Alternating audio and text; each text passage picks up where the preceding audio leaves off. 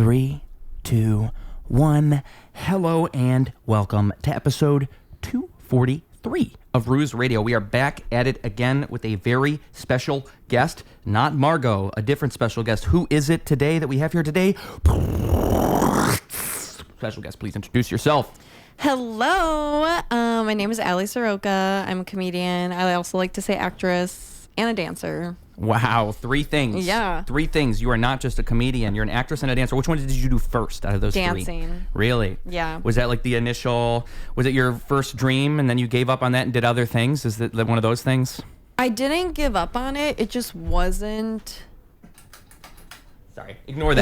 It's okay. It wasn't what I truly wanted to do. You know when you're a kid and you I want to be an astronaut, I want to be a teacher, and it's like those are just like the only things proposed to us. Yeah. I feel like I took a dance class and I was like, oh, I like this. This must be my dream.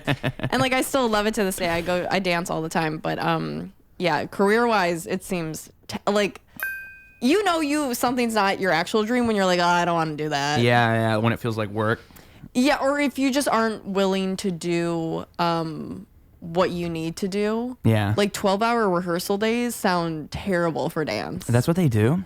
Well, it depends what kind of dance, but if you're a professional ballerina, which I was never cut out for that, but if you're a professional ballerina, they just have rehearsals all day. It's like your 9 to 5. You just dance all day. God. My knees would be broken. You know what I mean? Yeah. Well, and their feet. I've seen dancers' feet. Oh, yeah. Okay. Down, oh, wow. Thank God. Okay. But yeah, no, their feet, because dancers destroy their feet. If you're a ballerina, especially, because they got the whatchamacallums, the pointe shoes. The pointe shoes. There it is. Yeah.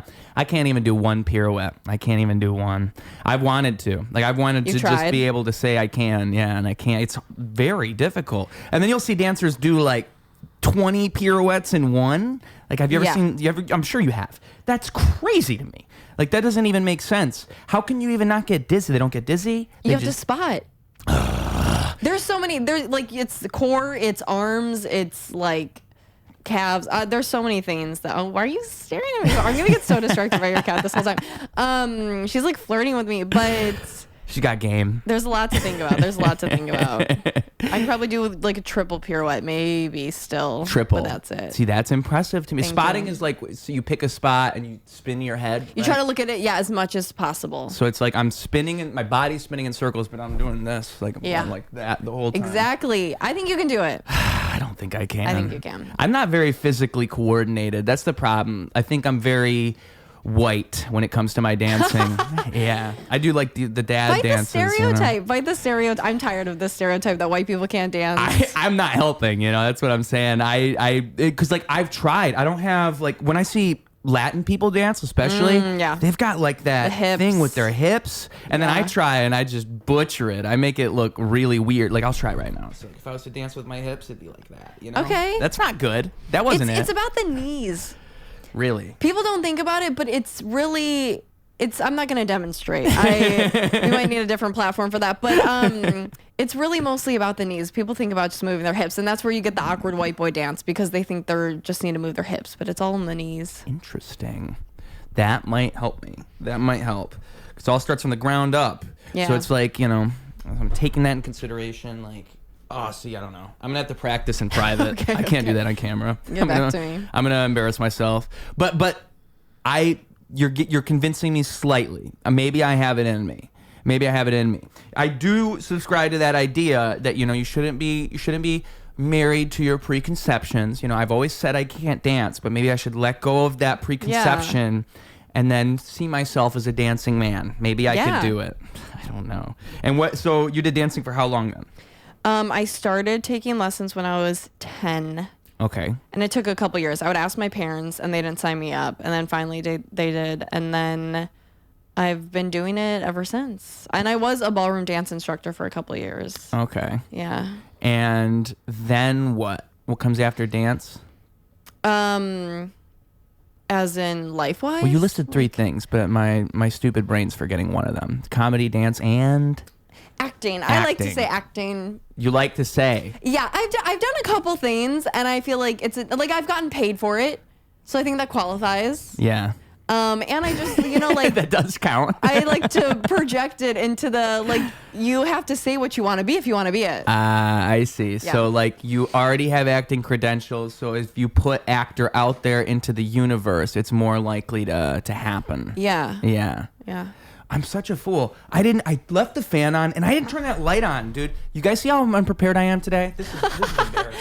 It's okay. I forgive you. Boom. See, now we got. Someone once told me that's 3-point lighting. Some camera like film guy. Yeah. I didn't know that's what I was doing. I just have 3 lights, and they're like, Oh, that's "Wow, so you're interesting. so smart." That you like inherently just like did 3-point lighting. I just thought it looked better. Oh, Margot likes the light. You know what the happened cat's sitting is in front of the light. Yeah, she always does that, and should like the funny thing is if you watch the episodes back and you sometimes see the light start to shift it's a 'cause little of bit Margot. because Margot's playing with the light over That's there. cute. Yeah, but no, like literally, I had Bon Traeger on here.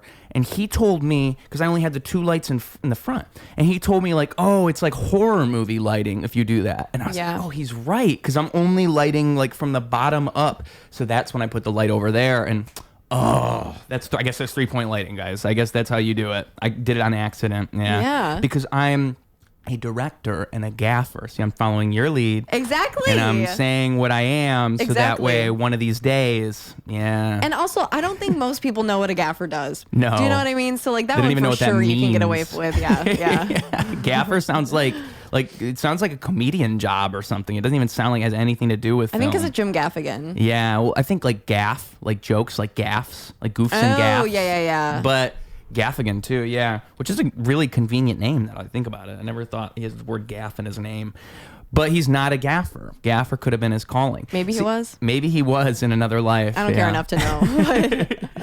I just know Hot Pocket. That's about as much as I know about Jim Gaffigan. I'm not going to lie. That and he does clean comedy. I know that he does clean comedy. And that's why I probably never watched him. Yeah. But the thing is, like, he's probably one of the most popular clean comics. Like, most people don't even realize he's doing clean comedy until they find that out, which is ideal. That's the ideal thing, is nobody even notices that you're being clean. Yeah. And I think people have different definitions of clean comedy. Like, right. So I feel like a lot of people define it as no cuss words. But no, it's not. And I'm like, that to me is not necessarily dirty. That just to me is like easy writing. You know what I mean? Like, there's another word you can use for that. And sometimes you need it. But like, if someone's just doing F-bombs every other sentence, I'm like, oh, I think they're just a bad writer. Like, I don't think that's just like dirty comedy. Right. But I think the same thing with music, where it's like, if you're using a bunch of those words, odds are you're just using filler words, and it doesn't actually, you're just not putting enough thought behind it. Where it's like clean comedy is more like topics, right? It's more about like, you can't talk about this topic, and you don't want to talk about sex, you don't want to talk about drugs. Or the way in which you talk about it. Oh, what do you mean? Like, I feel like if you make something, I don't know, more kitschy or something, like the way it's more general. Like, Seinfeld is a great example, and because I'm a huge fan of it, but like, not his stand-up, not Jerry Seinfeld, the show Seinfeld, like, they would have episodes that would be like, how long... There's one where George, Jerry, and Elaine go to see who can go the longest without having sex. And it's like, they never say like, oh, we're not having sex. Do you know what I mean? It's like alluded. And like, as a kid, I didn't really understand what was happening. But then when I watched it as an adult, I'm like, oh, this episode's even more funny. Yeah. But it was never like explicitly said. So that to me is still like clean comedy. Yeah. But I don't know. I also like grew up watching 2.5 Men. So like, my perception of clean comedy is like, it has to be really dirty for it to be dirty. I would assume The Office would probably be the same thing, because The Office has a lot of dirty jokes and whatnot, and like adult subject matter. Yeah. But it's still a family show. Like, you can still watch it with the family, and it's doesn't. not going to be uncomfortable. Yeah, but and I would call it clean comedy. But I mean, like, there's so many dark jokes in that show if you are paying attention. So yeah, interesting. And that would count as clean. See, and I guess it would. So, but if you're getting booked for clean comedy, there is like a universally agreed upon idea of it, right? Like, I would imagine if you're getting booked, the idea isn't just don't swear. It's all those things. It's like approach topics in a family oriented way, where like you're not diving too deep into it and saying all the dirty details and all that. Yeah. Someone just last night, we were talking about like a club that likes cleaner comedy, and he was like, yeah, the booker just doesn't really like cussing. And so I was like, oh, well, then I could do that. Like, you know what I mean? So I don't know. So it is different. I think it is still like That's subjective. confusing. That is weird. Now, those might be the rules of clean comedy, but you enter this room, you talk to this guy, I have no rules. You can tell me anything, you can be yourself, and I will accept you. That's what I bring to the table because I want to bring you guys the most real, most awesome, most genuine version of somebody that I can so you can get a real look at who they are without any censors, without any showmanship. I want to give you a genuine look at people. And if you want to help me do that, you want to support this show because you enjoy seeing that side of somebody, then please support this show on Patreon. Patreon, folks, is the best way to support me. $5 a month, the price of a coffee, the price of a beer at the bar, and you help this show grow. You help us get to bigger and better places, and I want to keep doing that. I want to keep improving this show and making magic happen. We're doing an episode every 3 days. That's 10 episodes a month. Those are crazy numbers, in case you didn't know, and the only way I can keep that up and keep my sanity is with your support. So please consider it. Now, you don't only get the joy of supporting this show. No, you get perks. 1, you get to hear my music early. 2, you get to hear songs that nobody else is ever going to hear, only exclusively on there. 3, exclusive Patreon content, some conversations, exclusive podcast content, I should say. Exclusive stuff that's only going to be on there, me talking with people just like you see on this show. But again, only on that Patreon will those conversations exist. You will not see them on YouTube, only on there. So those are 3 perks. And 4, you're also going to get your name on the screen right here, right now. And at the end of every single podcast episode is a sign of my appreciation for your support. Now, if you can't support on Patreon, I totally understand. Just your watching this, just your listening to me right here, right now is appreciated. Honestly, you don't have to be here, and I recognize that, and I love you guys for it. I love building a community, and so if you want to be a part of that community, Patreon's a great way to do it. It's a great way to directly support, but also just liking, just commenting, just subscribing, whatever it is you got to do to let me know that you see me. I appreciate it more than you know. Seriously, I'm trying to build something here, and I hope you guys can see that. And I hope we can do something bigger and better all the time. I want this to go way beyond my wildest dreams, and I want you guys to join me for it. So let's keep this train a-moving. Let's keep this ball rolling. And yeah, I believe in you guys. I think each and every one of you's got some magic in you. Don't hold yourself back. Don't do clean comedy. Do whatever you want to do, okay? Don't let this world define you. You define you. And I mean that 100%. Now, we were talking about clean comedy. We're talking about bookers and what bookers might tell you. Let's get back to that conversation. Yeah. I remember I heard a comedian tell a story about how he got booked for, it was like a private gig, and the guy wanted him to roast all these people. And so he gives him a list of all these details, like this guy cheats on his wife, this guy does this guy does this. And there it is, right? I know. And he says, it's going to be so funny. Like, trust me, dude, everybody's going to love it. And so the comedian says, all right, this sounds great. And so the comedian shows up, and then nobody loves it. I feel like I knew who this was. It was Mark Norman, I'm pretty sure, who told the story. Okay, yeah, I was going to say, I feel like I've heard this story. It's such a funny story because I think it was like somebody asked him, what was your worst bomb ever or something like that. And it's just so funny because the booker clearly didn't even know what he was doing because nobody wanted that. And so, but the comedian's the fall guy. And then afterwards, like after it all goes terrible, because he starts with the material. Like it was like he starts with the, oh, this guy cheats on his wife, this guy's a cokehead, this guy's this, and everybody's just responding terribly. Like people are getting up and leaving the room. And so I guess he was booked for like 40 minutes, and so then he just reverts to his material because what else are you going to do? Yeah. And then when he goes up to the guy to get paid afterwards, the guy was like, I shouldn't even be paying you for this, man. Like, what the fuck was that? And he did exactly what the guy told him to do. Yeah. So I don't know. I've never, rules in comedy are kind of like a dodgy thing because it's like sometimes the people who book you, it's like they don't even know what they're doing. So you have to be careful whenever you take any gig because you don't actually know what you're walking into unless you're like familiar with everybody involved and you're familiar with the venue. You can get told one thing and then it's a completely different thing. Just like clean comedy. Like they say clean comedy, but that could mean 10 different things unless you know the person. You don't know what you're doing. Exactly. So, yeah. And then, okay. And what acting stuff did you do then? I've done a couple commercials for this like local restaurant in Chicago. And then I was in a music video for my favorite band, Hot Mulligan. Whoa. And Your favorite band of all time, huh? not of all time. I also like, it's kind of like a shtick now. Yeah. Like, I do love them. They are one of my favorite bands, but I feel like everyone associates me with them now. Yeah. And so now I just kind of ride that out because I think it's funny. But I was in one of their music videos and I had like 2 lines, and but I didn't know, and it's terrible. It's horrible acting. Like, I did not know what I was doing. I looked like down. I learned after, you're never supposed to look down. You're supposed to look up, like always. Like, even if Why? you're not looking at the camera. Because you look. Or like, maybe not necessarily always, but like, There's got to be a reason though. I don't remember what it was, but after that I took like a year of acting classes because I watched it and I was like, I'm a terrible actress. And so now I've taken a lot of acting classes, but yeah. So I was in another music video of theirs, but I was only an extra, so I didn't really do much acting in that. But Yeah. yeah. What do they teach you in acting class? How to act. We read a lot of monologues and did a lot of like play scenes, and I also did like on camera acting, so we would do like a lot of commercials, and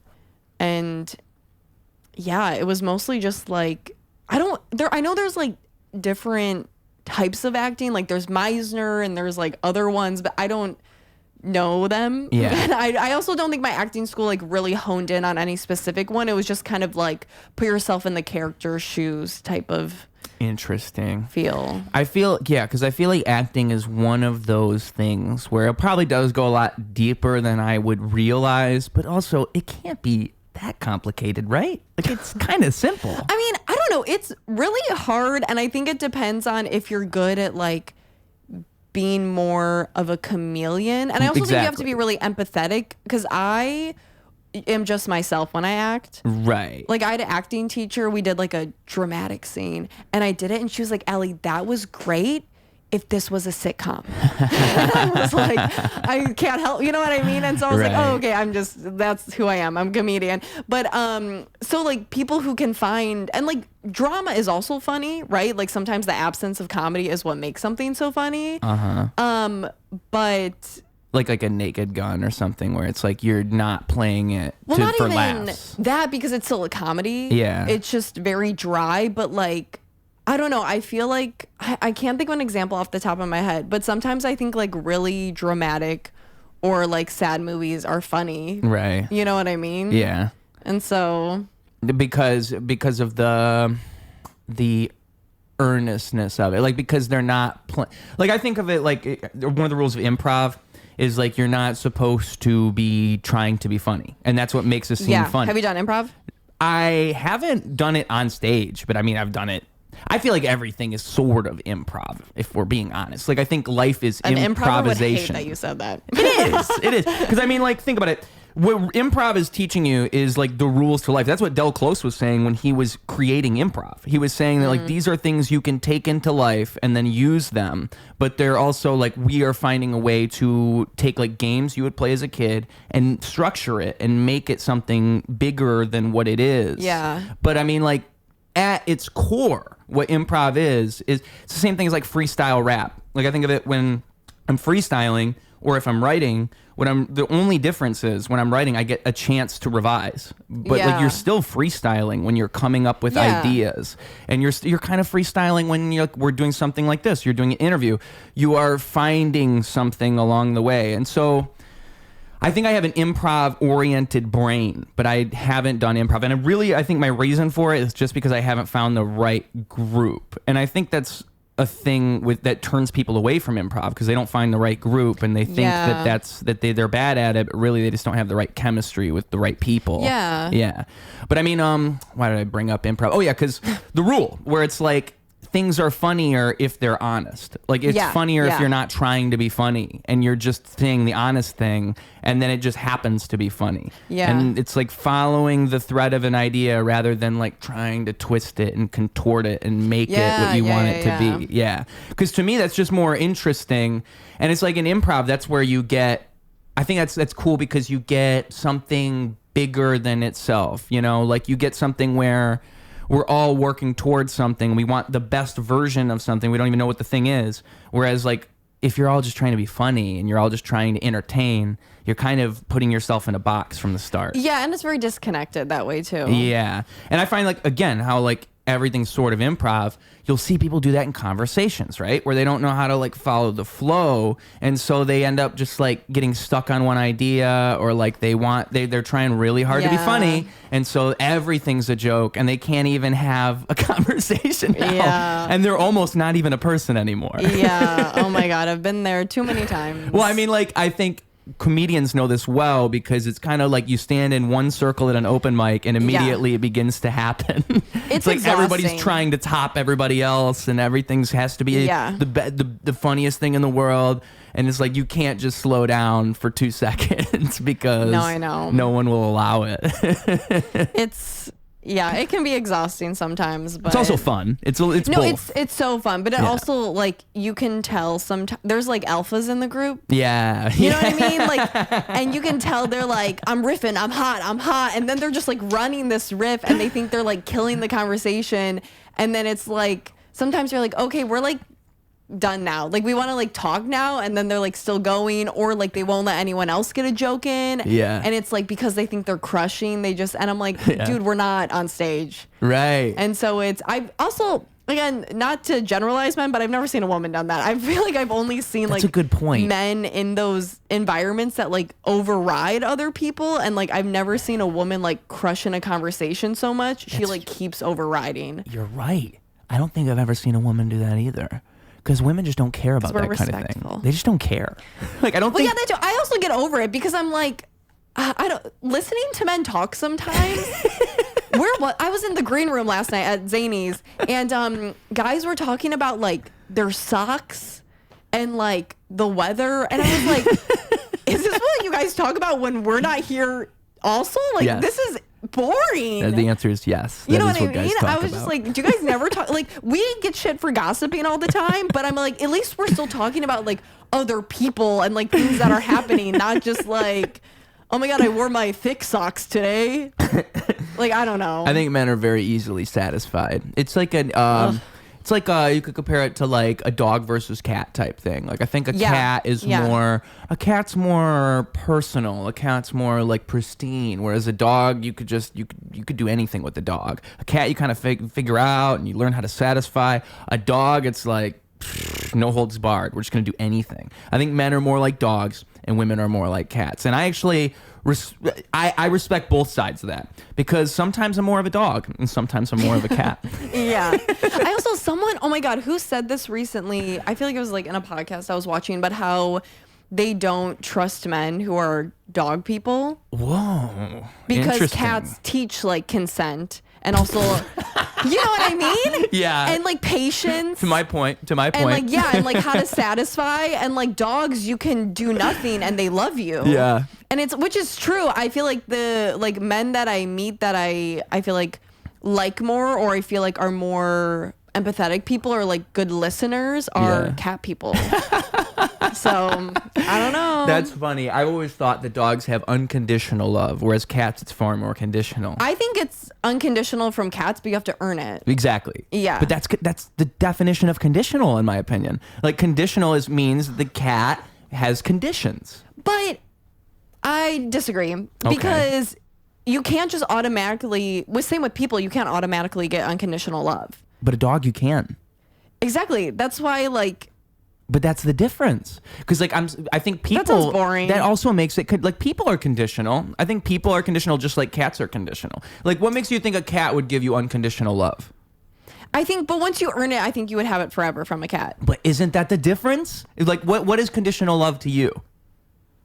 That people have condition. Well, I'm saying, like, I think cats, like, a good example is if you are like friends with someone and so you only see their cat once in a while, that I think the cat would give you conditional love if it liked you. But the owner, its love would be conditional at first, but then it would earn it and it would become unconditional. It's the same as people. Like when you meet someone, if you just automatically give them unconditional love, something's wrong with you. Yeah. Like I trust people easily, but I don't know. I think that would just be too much too fast. My love is conditional. I treat everybody the same, but like that's crazy. I do, but I also judge people. Like I love judging people. It's both. Like you got to do both. If you want to be sane and you want to have a realistic life, you have to do both. Yeah. Because well, at least the second one for sure. You have to judge people. Like I don't like this idea of never judging anybody. That's crazy. That's also, how you it's die. Fun. Yeah, judging people is fun. It's fun, and people tell me I'm judgmental a lot, and I'm like, but I like go to sleep at night fine. Yeah. Do you know what I mean? Like I don't judge people because I actually care. Yeah. I'm not like, you're wearing 3 kinds of blue. Right. That's disgusting. Like, I'm just like... I would wear a blue jumpsuit if I could, to be honest with you. I'm curious as to what that would look like. But, no, it's like, I observe it, but then I don't think about it in 2 seconds. Right. It's like, to me, it's something... And it sounds very comedian-esque, which, like, maybe it is, but I also think I've just always been this way. It's like, I like making observations, and even if I don't like what I see, I don't actually care. Like, I'm not making that change your character because of anything.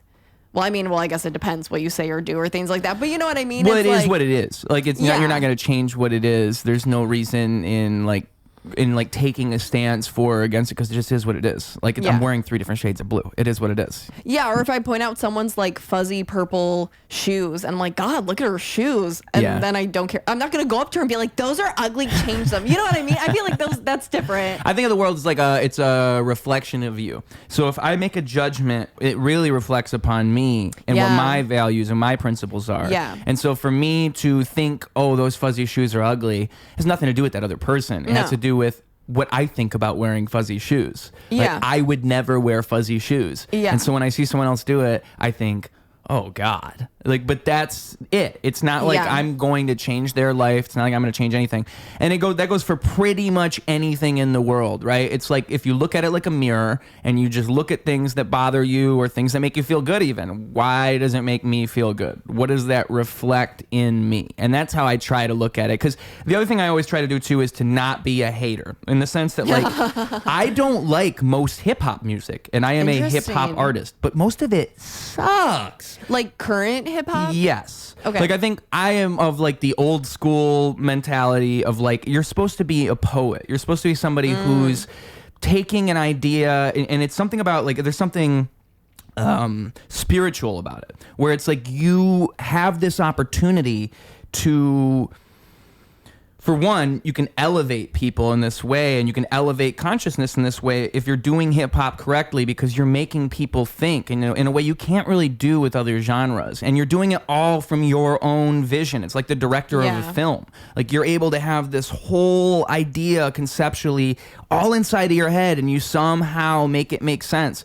And then, like, just like comedy, I think it's interesting how you can take ideas and you can present them in a way that makes it make sense to somebody who wouldn't otherwise see it that way. Yeah. That stuff is like a superpower. And what I see, can you pop that door for her? What I see with most hip hop is it's become so stylistic and not so much cerebral. And I think the best thing is somewhere in the middle, where it's like, it's between the heart and the mind. And if you're just doing the heart entirely, you don't do any of the mind stuff. And I think what happened was hip hop was that when it started, and then it just branched out into all these different things, especially like 2010 onward. Yeah. And so now it's like, I don't want to be a hater. I don't want to say that stuff's bad, because it's not bad. It's just not what I like, and it doesn't represent me. Yeah. And I think when I tell people I'm a rapper, they think I mean something so differently than what I'm saying, because to me a rapper is different than what they think a rapper is. And so, but again, I just have to hone it in, say don't be a hater, because I do not like most of that stuff, but it doesn't really matter. It doesn't make a difference. People like it. What if it changed somebody's life because they heard that song by Tyga or whatever? Can't take that away. I don't know like barely any of Tyga's music, so I can't speak on him specifically. I think my biggest pet peeve with music is when people like really hate on an artist when they're like clearly talented. Right. You know what I mean? I feel like, I don't know. That's as I've gotten older, because being judgmental, I would be like, oh, this music sucks now. Or like what, like when mumble rap came out, I was like, what is this? You know what? I really didn't like it. And now I don't care anymore. But I sometimes like people are just inherently talented. Yeah. And it really bothers me when people are like, well, they suck. And I'm like, no, they don't suck. You just don't like their music. Like, Do you have a said, good it's just example? not. Actually, I feel like people do it to Beyonce a lot, which is insane to me because I'm like, vocally? Yeah. No, barely anyone can touch her. You know what I mean? Like, let's start there. As a dancer, incredible. Also, like, as a performer, like, it's like Taylor Swift, I like her. Am I like, do I listen to her music all the time and am I a Swiftie? No. But do I think she's talented? Yes. Can she dance? Absolutely not. Right. I would rather... she's got my dancing abilities. I would rather watch paint dry than watch... And she like... anyway, she has really bad posture, and as a dancer, that really bothers me. Yeah. But and she has so much money, she can go to the chiropractor or whatever. Actually, she makes Dua Lipa look like a professional. Yeah, it's oh my god, Dua Lipa's fine, but like, you know what I mean? And so Beyonce, out of all of them, I feel like she just has everything. Yeah. And so when people are just like, oh, she's not good, I'm like, literally, why? Yeah. And like, they're probably just saying it to say it. Like they don't even actually have a reason for why they don't like her. Yeah. It bothers me too that, not to be like, I'm not very like political and feminist. I guess I am. I should be. Well, anyways, whatever. But I think also people do it towards women more, I've noticed. Right. Like when women are, like one of my friends recently was like, oh, well, Taylor Swift is like taking all these opportunities, like taking the spotlight from like up and coming artists. And I'm like, you're mad at a woman because she built an empire for herself when she used to be one of those up and coming women. Yeah. So what's going to happen when these little artists become what she is? Yeah. Now you're good. Like, why are you upset? Yeah. Like, what? That doesn't make any sense. And that mentality is just wrong. Like to think that someone's success takes away from anybody else's success is just a bad way to look at it, in my opinion. Like you're it's just so reductive. And I think it's like what somebody would say if they're jealous, like, or if they're looking, if they're envious, I should say, not jealous, but envious, because it's like, why do you care? Like, why would it matter? It's like the hater thing. Like, why would I care if somebody else is successful? It doesn't matter. It doesn't take away from what I'm doing at all. It's just the fact. It just is what it is. It's like an observation you make. Oh, that person's doing well. So to say like, oh, that person's success is doing all these things to other people. And like what you said about someone being talented, like, I think about it like you can learn something from almost anybody. Yeah. So like Gary Vee, for example. Are you familiar with Gary Vee? Yeah. He is an interesting character because I think like he's kind of a motivational speaker who disguises as a social media advice guy, but really he's just a motivational speaker. Yeah. And so he's really good at that. When it comes to motivational speaking, he's incredible. Yeah. But then like if you're to observe him at face value with what he's actually doing, it's like, oh, well, you're not actually doing that. Like you're not the guy who's helping everybody's social medias, and like he is the kind of guy who's going to jump from trend to trend to trend and just do whatever's popular at the moment. And then if he ever is wrong, he'll just be like, it doesn't matter, guys, I'm on to the next thing, guys. And Gary Vee is hilarious. He's really kind of a comedian in a sense, but like it's looking at it objectively, say, okay, what can I learn from that? And like all that other stuff I don't like why don't I like it? Because you still can learn something from it. Like I think, again, he's a very good motivational speaker. He's very good at speaking in platitudes. That's what motivational speakers do really well. They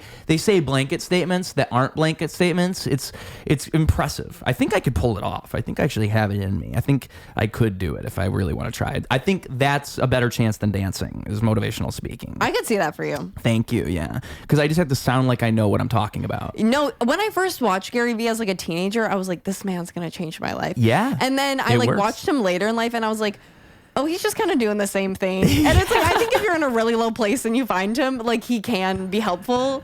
But I think that's all motivational speakers. I think that's what they do. Yep. They Actually, catch people when they're at their lowest. Because I think like if the person who's actually going to take the advice of a motivational speaker would never listen to a motivational speaker because they already know all that stuff. So it's like always people who are like struggling and are probably not even going to follow the advice in the first place.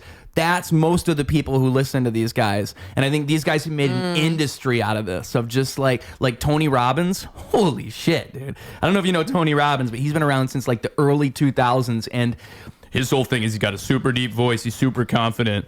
And there's this viral video of him like curing a guy's stutter. And I think it has more to do with hypnotism than it has to do with like actually personal I've development. Heard of this guy. Yeah. Like there's a certain level of hypnotic, like a motivational speaker. It's kind of like when you see those mega church guys when they like get people to think that you're curing their ailments and all. It's like an adrenaline rush. It like gives you a hit of like, oh, I believe like in life and change. And like if only Alan Watts was still alive and he knows how many just down in the dumps, like early 20s men, they've been like, have you heard this Alan Watts monologue? I've had so many men send me Alan Watts videos and I'm like, I already knew this.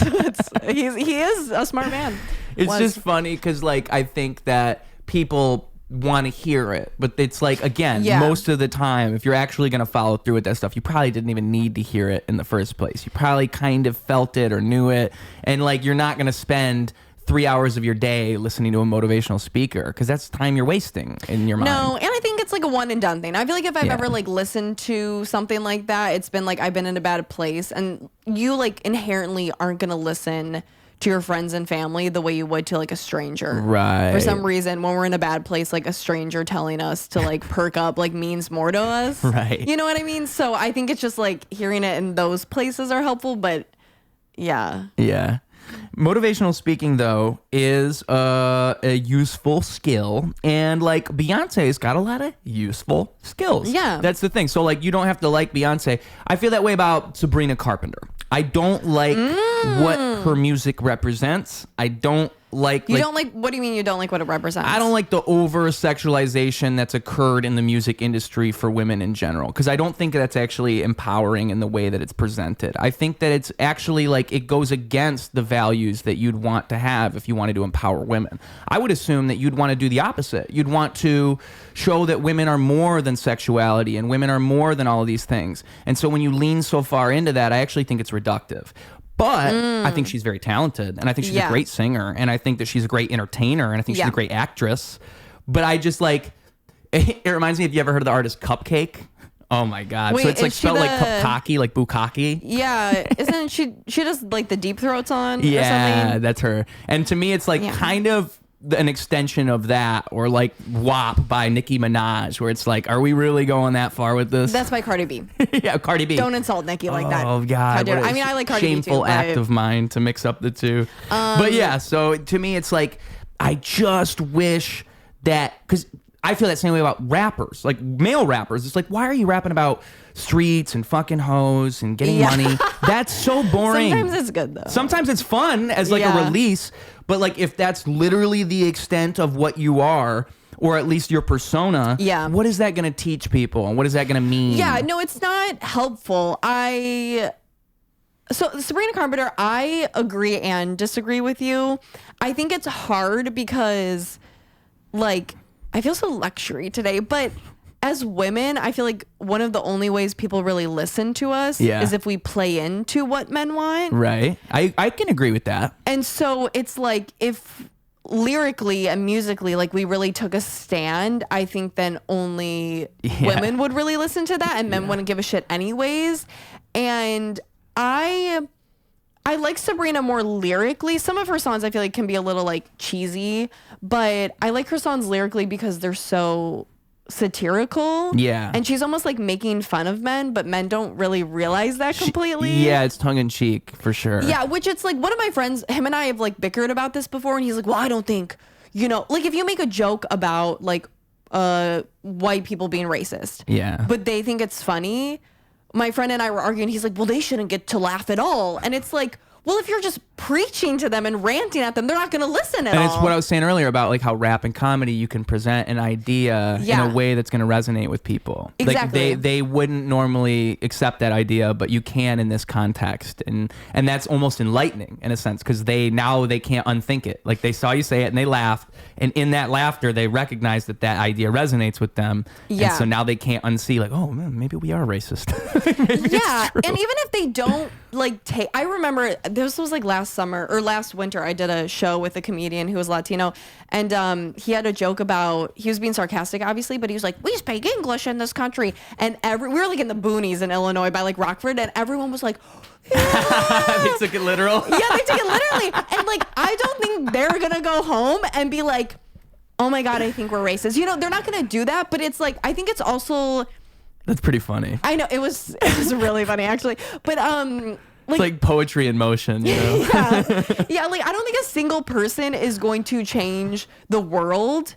You know what I mean? I think it takes all of us. And so I also think doing things like that, like saying a joke or saying something that can play to more audiences, it helps you get perspective on who that person actually is. Right. How so? Like how they react to it. Yeah.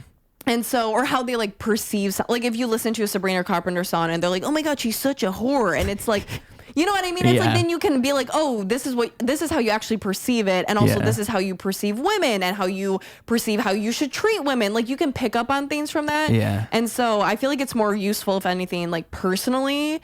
So I don't know. I feel like Sabrina's music too, at least for like, I'm not like her biggest fan, but I do think it's fun to have more like fun sexual songs out there for women and it not be like at the hands of men. Yeah. So I wonder if there's any men involved in the writing of her songs. That would be a good question. Jack Antonoff writes with her, who co-writes a lot with Taylor Swift and like produces with Taylor Swift. He like was in Bleachers, or I guess still is, if you know that band. No.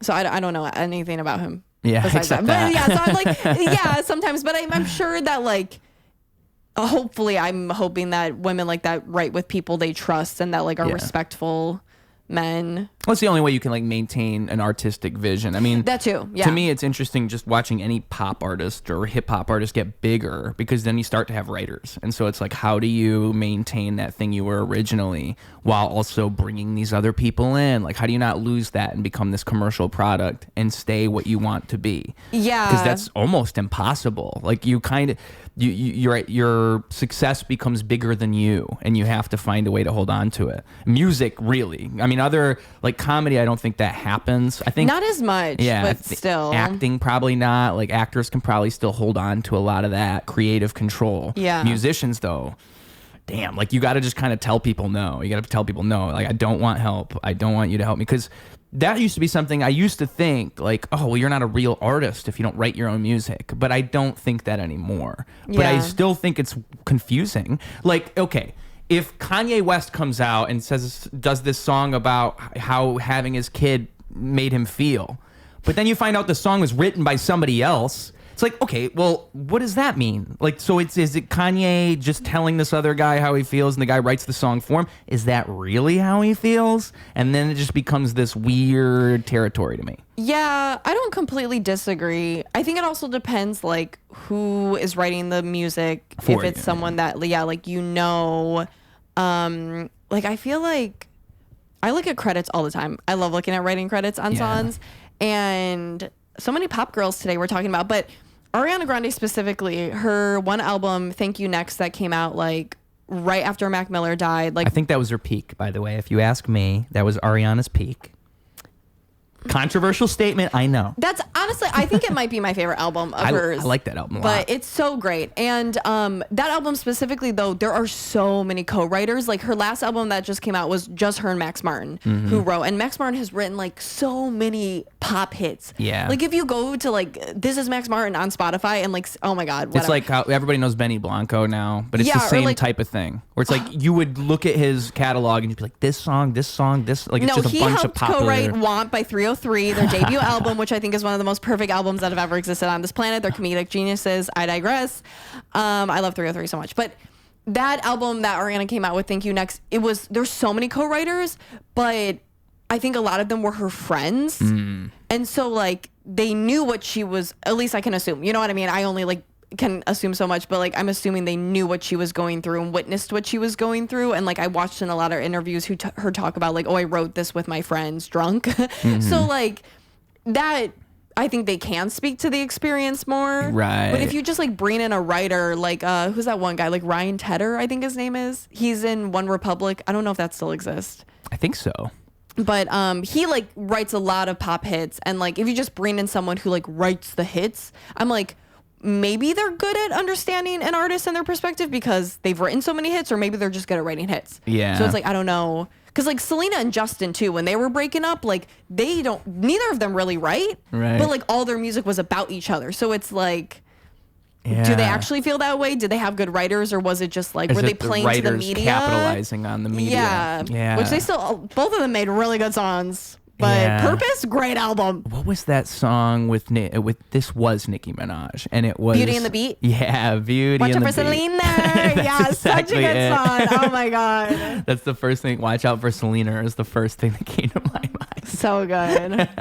I love that exists too. Like, I'm so happy that's like encapsulated. It's a time capsule now. Yeah, it's beautiful.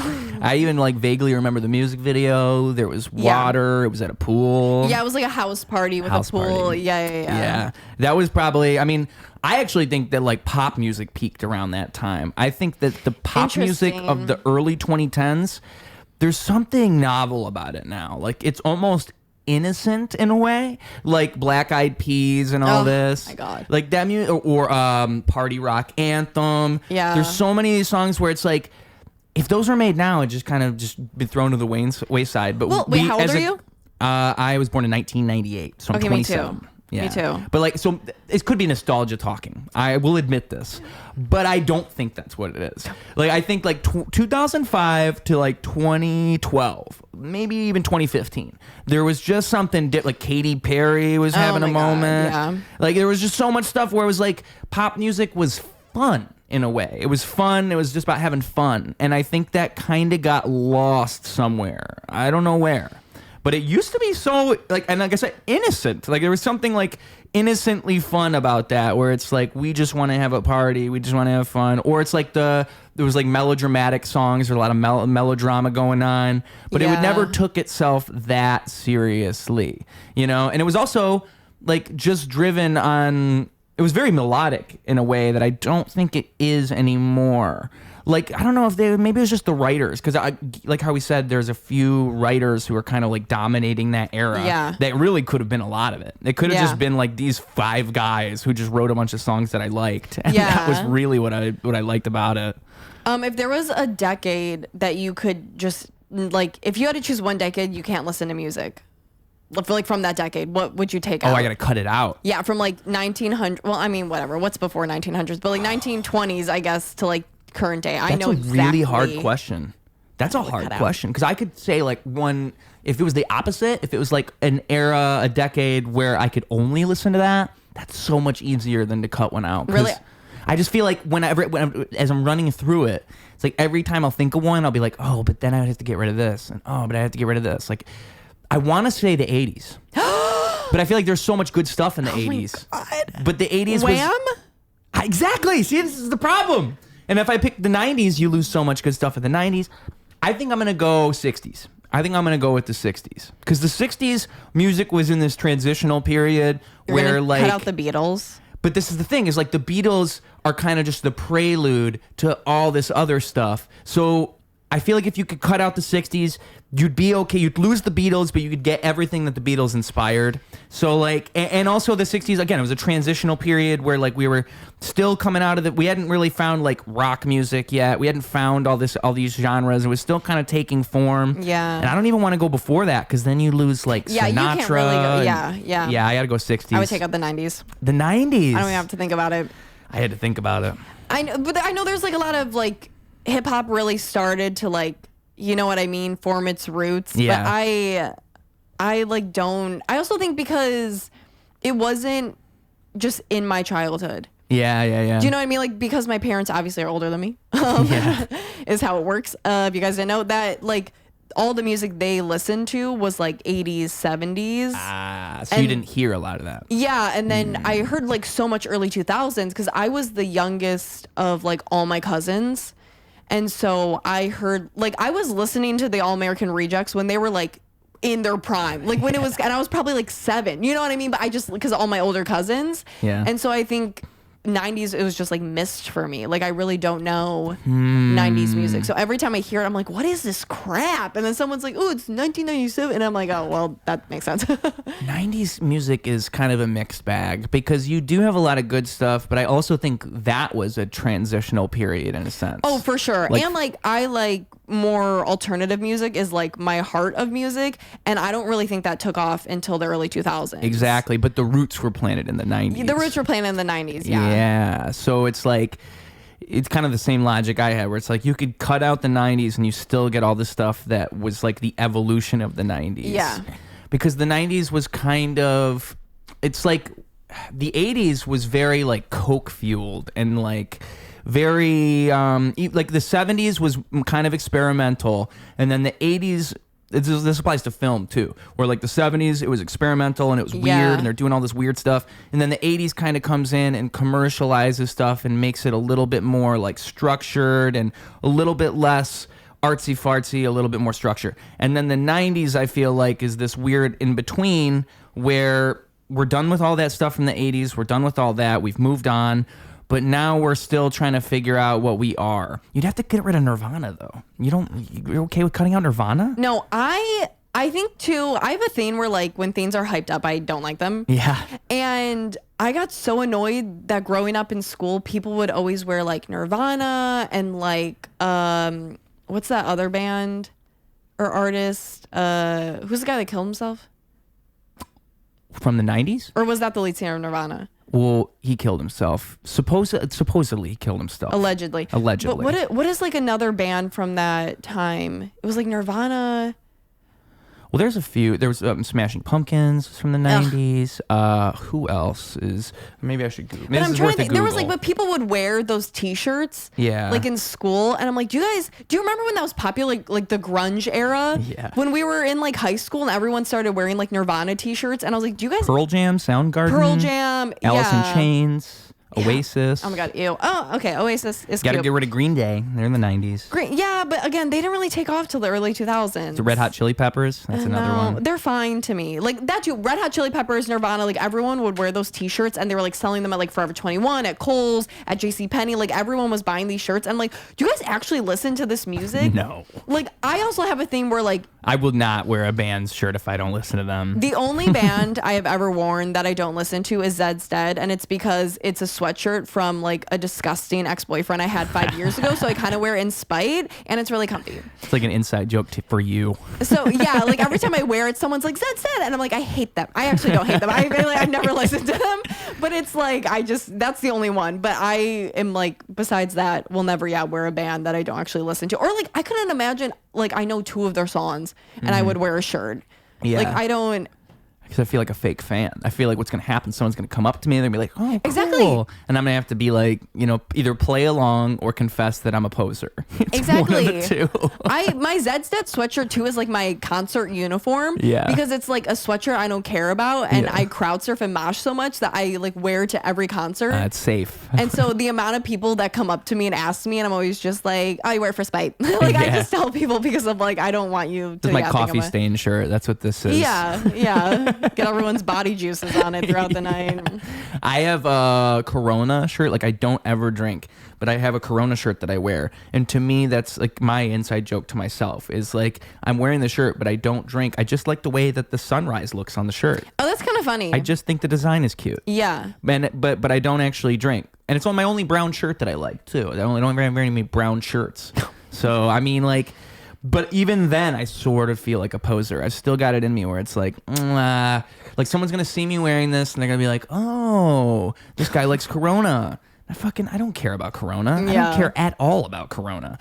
But like, I think that, what was I going to say about 90s music? I think that it's, not liking things people like. Yeah. I think that's an interesting one because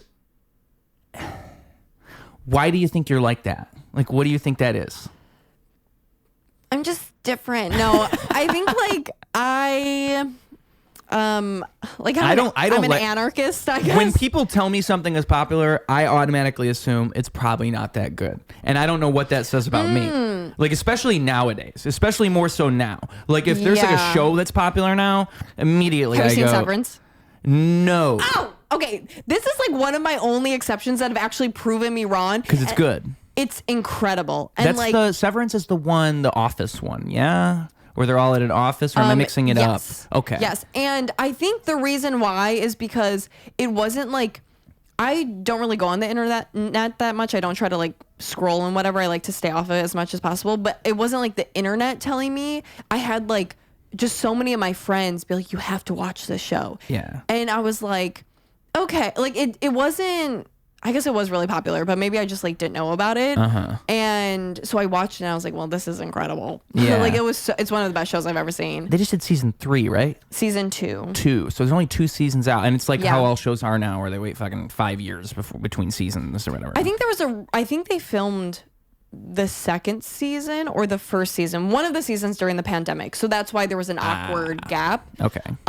Because I think, the first season, and it didn't really take off because it was also released during that time. And like the pandemic was so weird. Oh my God. But, so yeah, I don't really know why I don't like things that a lot of people like. I think I kind of maybe assume then what you were saying, that I assume it's not that good if everyone likes it. Yeah. Because I also feel like a lot of things I like, I've had to find my community in liking them. Yeah. So it's not just like every day someone's like, oh my God, I like that too. So. Do you think you're like, okay, I heard you once say that What?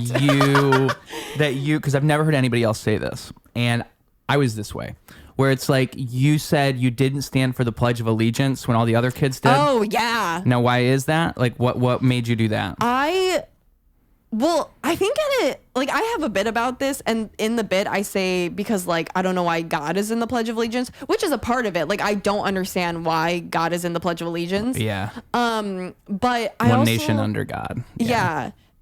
That's just, the separation of church and state is just so not existent, but whatever. Right. It's just in name only. Yes. But I think at a young age was like, why are we all doing this? Right. You know what I mean? Like and then I just realized I could sit, Yeah. and like they can't force you to stand. Yeah. And I'm like, why would I just be a sheep? Like I felt like a sheep, and I'm Right. like, I don't believe in this pledge. Like I don't know why I'm saying this. I don't even understand what it means. Why is God in it? I don't believe in God. But if you sit, like, there is like I think what happens is people feel like there's going to be some type of shame. Like, if you don't participate, you are making a statement by not participating, And I love people that. get offended by that. To me, that's insanity. To me, it's insanity. If I choose not to participate in this thing, and then you guys are saying that I'm the one that's weird, like, to me, that's crazy. I always thought the Pledge of Allegiance is like North Korean type of propaganda. That's how I've always thought. I've always thought, what are we doing? Like, Yeah. why is this normal to you guys? For everybody to stand up and make a pledge to their country. Yeah. Like, from the outside looking in, that looks nuts. Like, but I could see how that would be misinterpreted as like this anti-American, like anti-patriotism Yeah. thing. But to me, it's just like, no, America's founded on independence, and it's founded on this idea of representing your own core beliefs. So then why would we all believe the same exact thing? And Yeah. why would there be this necessity to pledge our allegiance to our country? Shouldn't that just be implicit? Shouldn't it just be our country believes in Yeah. freedom, and so we all know that, and we shouldn't have to prove it every day at the beginning of class or before Yeah. every sports game? And then so when the whole Colin Kaepernick thing happened, Oh I my just God. remember thinking, he's just doing what I did when I was a kid, and everybody's mad at him for So it. you didn't stand for the pledge either. Never. Interesting. Not once. Not even as like a little. No. Wow. Because I thought that was insane. I've always That's thought really that's interesting crazy. that you picked that up so young. Well, and when I heard you say this, I Yeah. remember thinking, oh my God, another one. Like, I thought it was just me, and I was just a No. freak.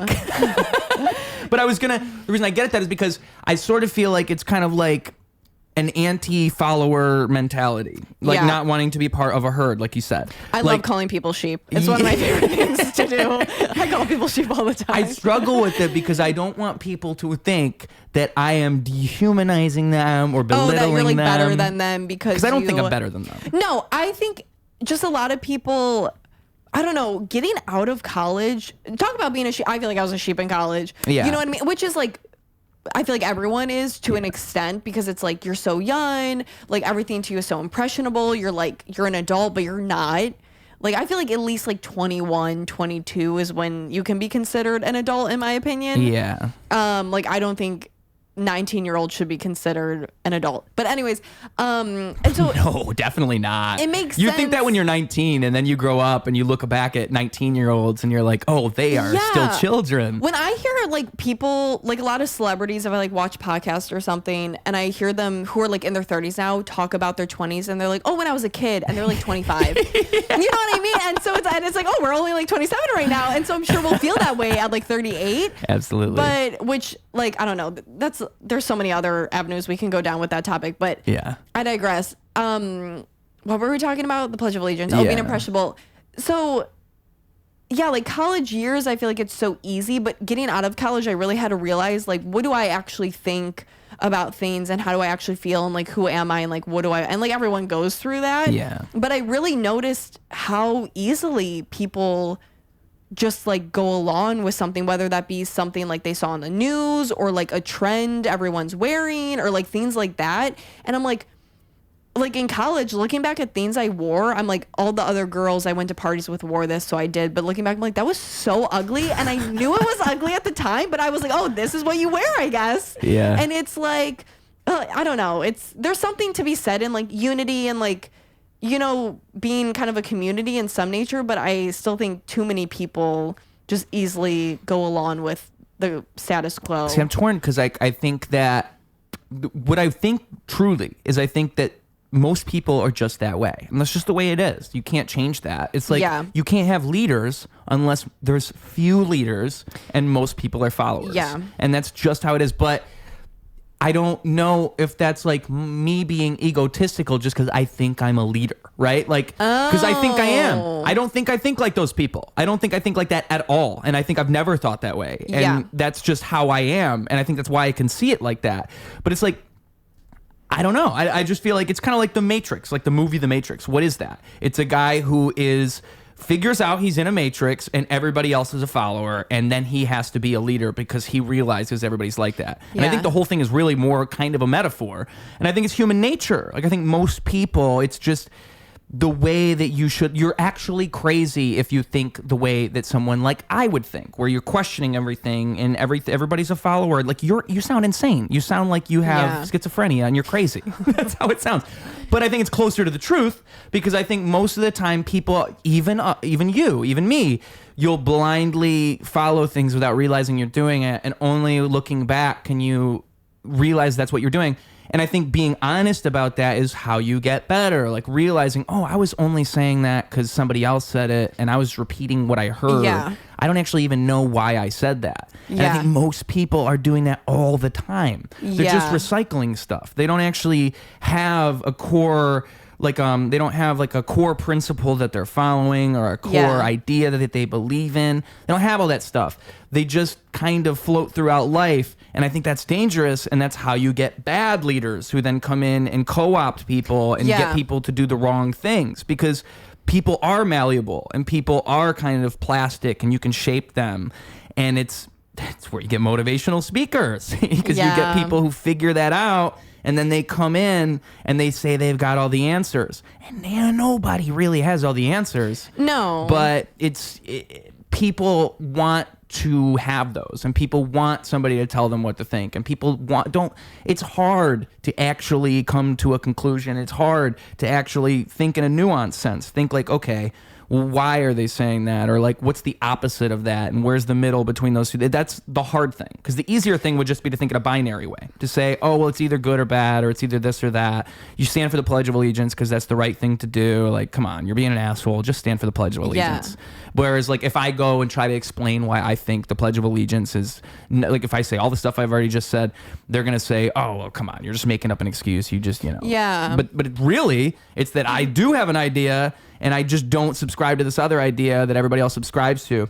And I think what's interesting too is, like, I think I try to think of now in the sense of the future, in that, like, if you look at the things we did in the past and you say, oh, how could we have ever done that? Yeah. We're going to look at now in that way. For sure. Yeah, and yeah, like, yeah. so you have to think ahead of right now. You have to think of like, how is this going to look in the future looking back? Because there's so much shit we do now where I guarantee you we're going to be like, oh my God, we were so stupid. But nobody thinks like that. Everybody just thinks now is the way it is, and the way things are now is the way it is.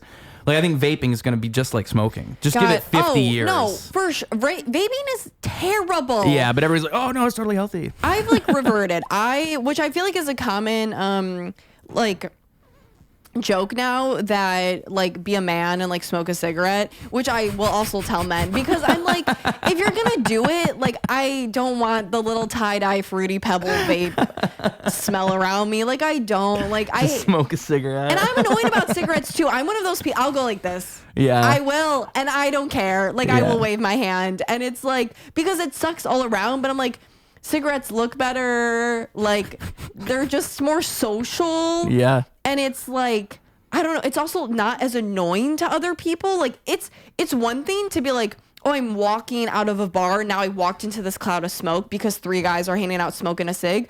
But it's different when you're just sitting at a bar trying to have a conversation with your friends inside, and someone around you is just putting a vape cloud. It's like, you start smelling grape for no fucking reason. Yeah, it inconveniences people way more than cigarettes do, and it's just vaping. I will never date a man who vapes. I think it's like, I think one of the most. You hate it that much, huh? That's like a big red flag, right? You see a guy vape, you're like, no, not for me. Yeah, because I'm like, what are you doing with your life that you can just do this all the time? Yeah. Like in high school, I remember I worked with a guy who vaped, and he would turn on, we worked at Panera, and he would turn on the water in the back so it would get steamy.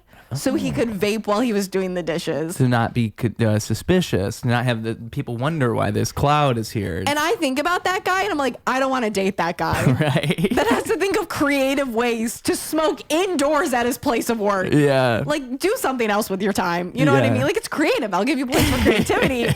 But like, I don't know, maybe draw something. I think vaping's too easy. Like, for somebody with a brain like mine, like I think I'm a bit addictive, and I just think it's too easy, because what happens is I'll just hit that thing a million times, and that's bad. That's scary, because I just can't stop myself. It's right there. It's so easy. I don't have to go anywhere. I don't have to do anything. I don't have to worry about the room getting smoky or anything like this. The vape it just distills into the air. Like, it's too easy to me, because I just overdo it like a crackhead, and I'll just sit here. I can run through those disposables in like 2 days, and I haven't vaped in years, but it's because I know this about myself. Yeah. Because I figured out, oh, that's dangerous for me. And I think that, like, I don't know, I think I'm with you. I think it's like it's gotta be hard. You gotta smoke. You gotta go back to the OG thing. Let's bring cigarettes back. That's cool now. It went full circle. I think, honestly, they are back. They have been back. Yeah. I'm not promoting cigarettes. No. I'm not, like, I grew up with family members who are it's a relative smokers. thing. It sucks. It's terrible. Your clothes smell awful. And it's like, most of the time, especially like dating someone who smokes. Yeah. Bleh. Well, that's probably why you do that, because like my dad used to smoke. My dad was the kind of guy, he would light a cigarette and then he would put it in the ashtray like incense, and he would just let the smoke fill the room. He doesn't want to open a window because it's cold outside. We have the heat on. It's like, dude, I don't want to hotbox your cigarette with you. So it would create this like shitty scenario where it's like, either I respect my dad and poison myself by sitting in this room with him, or I like hang halfway out the door, being in which you look like the asshole if you're the person doing that. Because to him, it's like, oh, come on, you can't let me do what I want to do in my own house. It's like, no, dude, that's just inconvenient. So or again, like you're in the car with him and he lights up a cigarette, and it's like, now he's upset if you roll down the windows. Yeah. But it's also like, I don't want to sit here, so you have to be like the prissy motherfucker that's like waving around. And I'm like, fine with that. I'm okay with that too. Yeah. But it's easy if it's my family.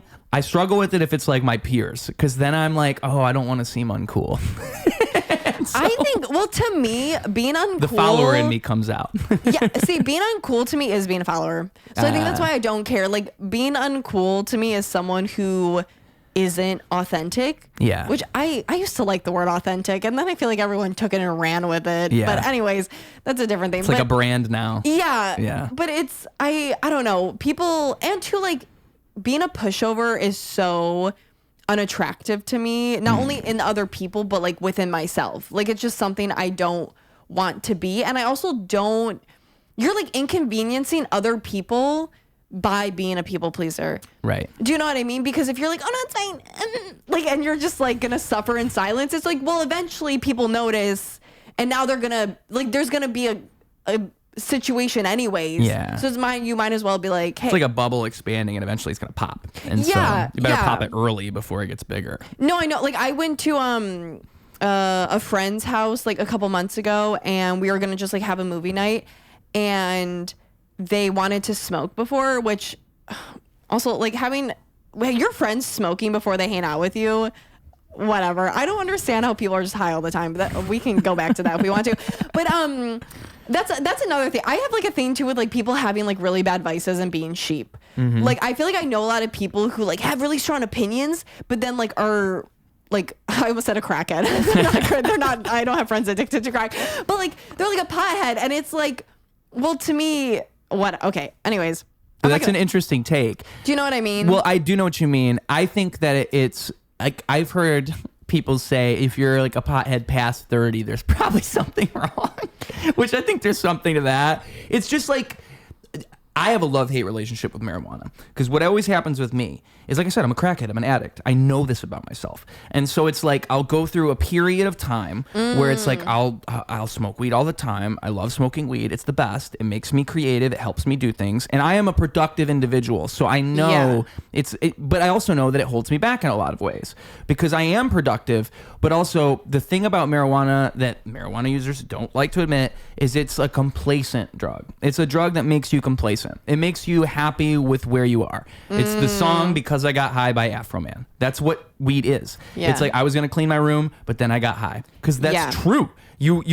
I've been through this a million times where it's like, okay, I'm going to be productive today. I'm going to get this stuff done. I'm going to do all this stuff. I'm just going to smoke before, and then I'm going to be good. And then you smoke, and then it's like, oh, but then I could do this, and then I could do this. And you're complacent all of a sudden. All of a sudden, you're satisfied with the way things are, and there's no use in bettering your life.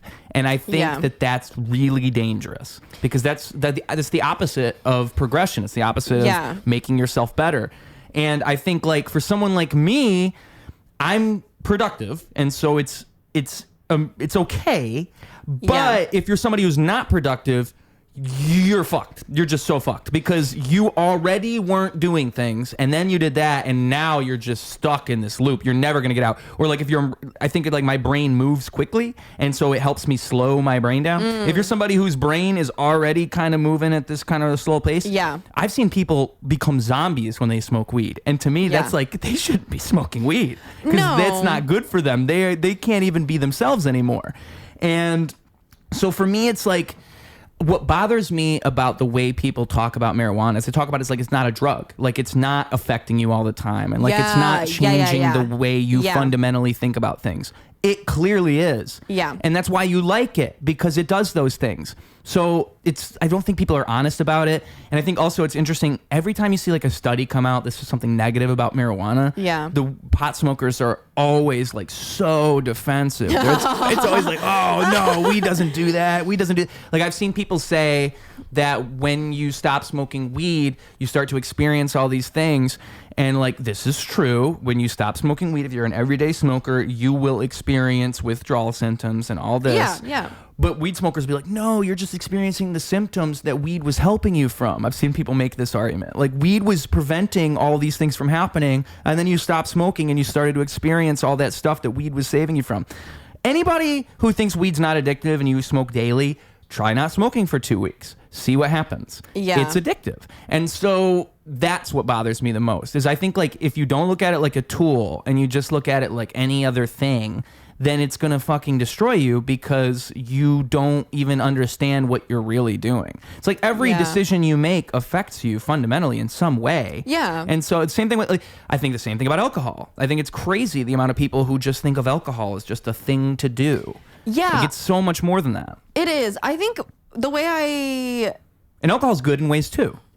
Yeah, I mean, it can be. I feel like I've just known a lot of like alcoholics and people who needed to smoke weed every day, which me talking about drugs, if anyone hears this, is going to be like, she sounds so not fun. And it's like, no, I'm just so curious about it because, like you said, people like aren't honest, I think, about drugs. And that's the dangerous part, if you ask me. Yeah. And a lot of my friends who like tell me to try drugs end up having to get sober. Yeah. Which I think is really hilarious. And like, I've had friends too, like, preach to me about like psychedelics, but then I've heard so many stories of how they're like, oh, I had one bad trip and it literally altered my brain for the rest of my life.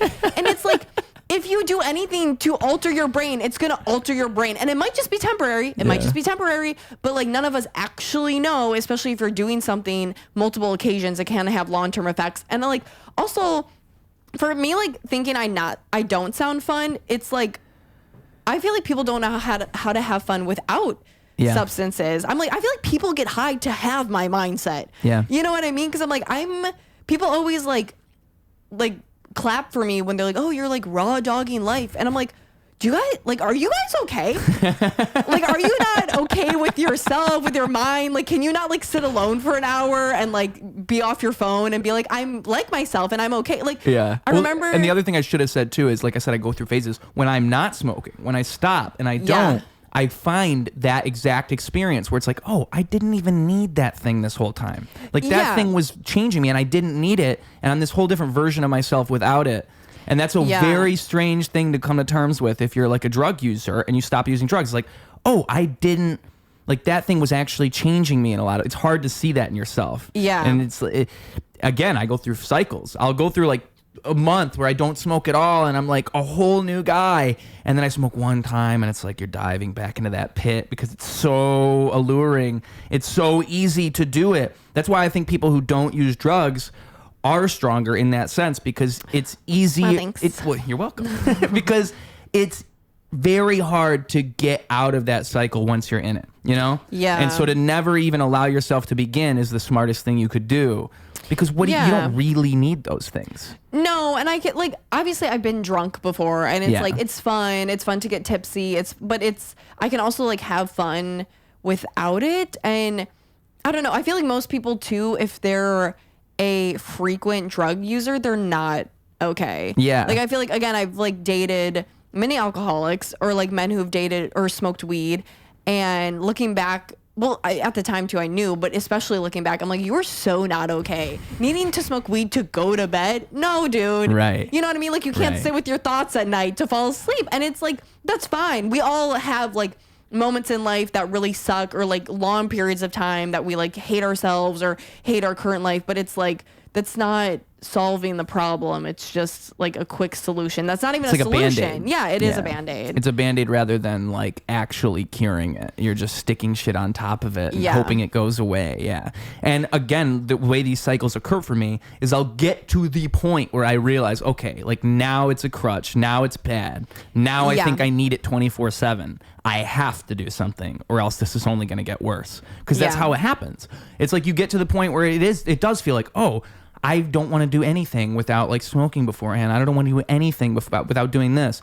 And you never want to think that way. Like in my mind, you now have a crutch. You now have a thing that you're relying on, and you don't want to live like that, because just imagine a scenario where you don't have this crutch. Like just imagine a scenario where someone takes that away from you and you can't have it. Wouldn't you rather be prepared for something like that? Or would you rather like, cause those first like 3 to 7 days when you do try to stop drinking, smoking, whatever it is, that's the hardest time, because your body is craving this thing, and you start to look at everything differently, and you become crabby, or you become all this stuff because you were relying on something, and you weren't yourself without this thing, and you feel like a less of a person without this thing.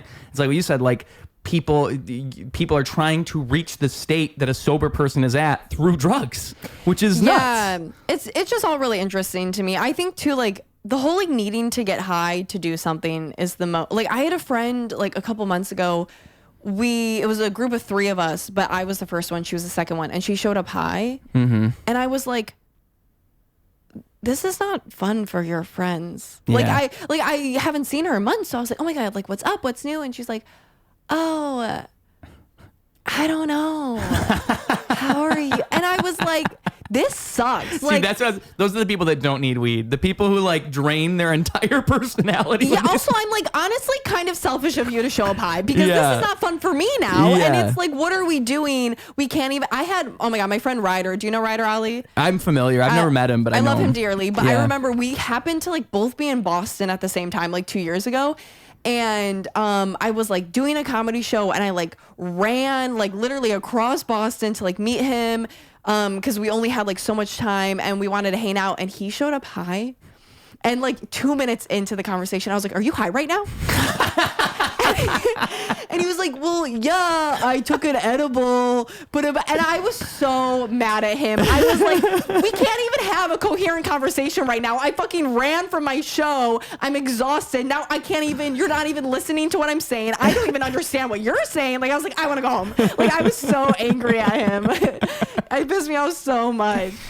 That is funny. It sucks. Don't get high with me. Because, well, just what do you think makes just because they're not in the same like mindset, like because they're so like transient and not aware? Yeah, it's just also weird. I feel like we're not like, if I'm with, it's different when you're with a group. I think we're like two different wavelengths almost, right? Yeah, like I can hang with a group of friends while they're all tipsy, but then once they start to get too drunk, I'm like, okay, I'm leaving. Right, because then it's just a bunch of drunk nonsense. Yeah, and that's slightly different to me than weed or other drugs, but like weed too specifically, I'm like, yeah, we're not experiencing the same thing. We're not intaking the same information. We're not intaking it at the same speed process.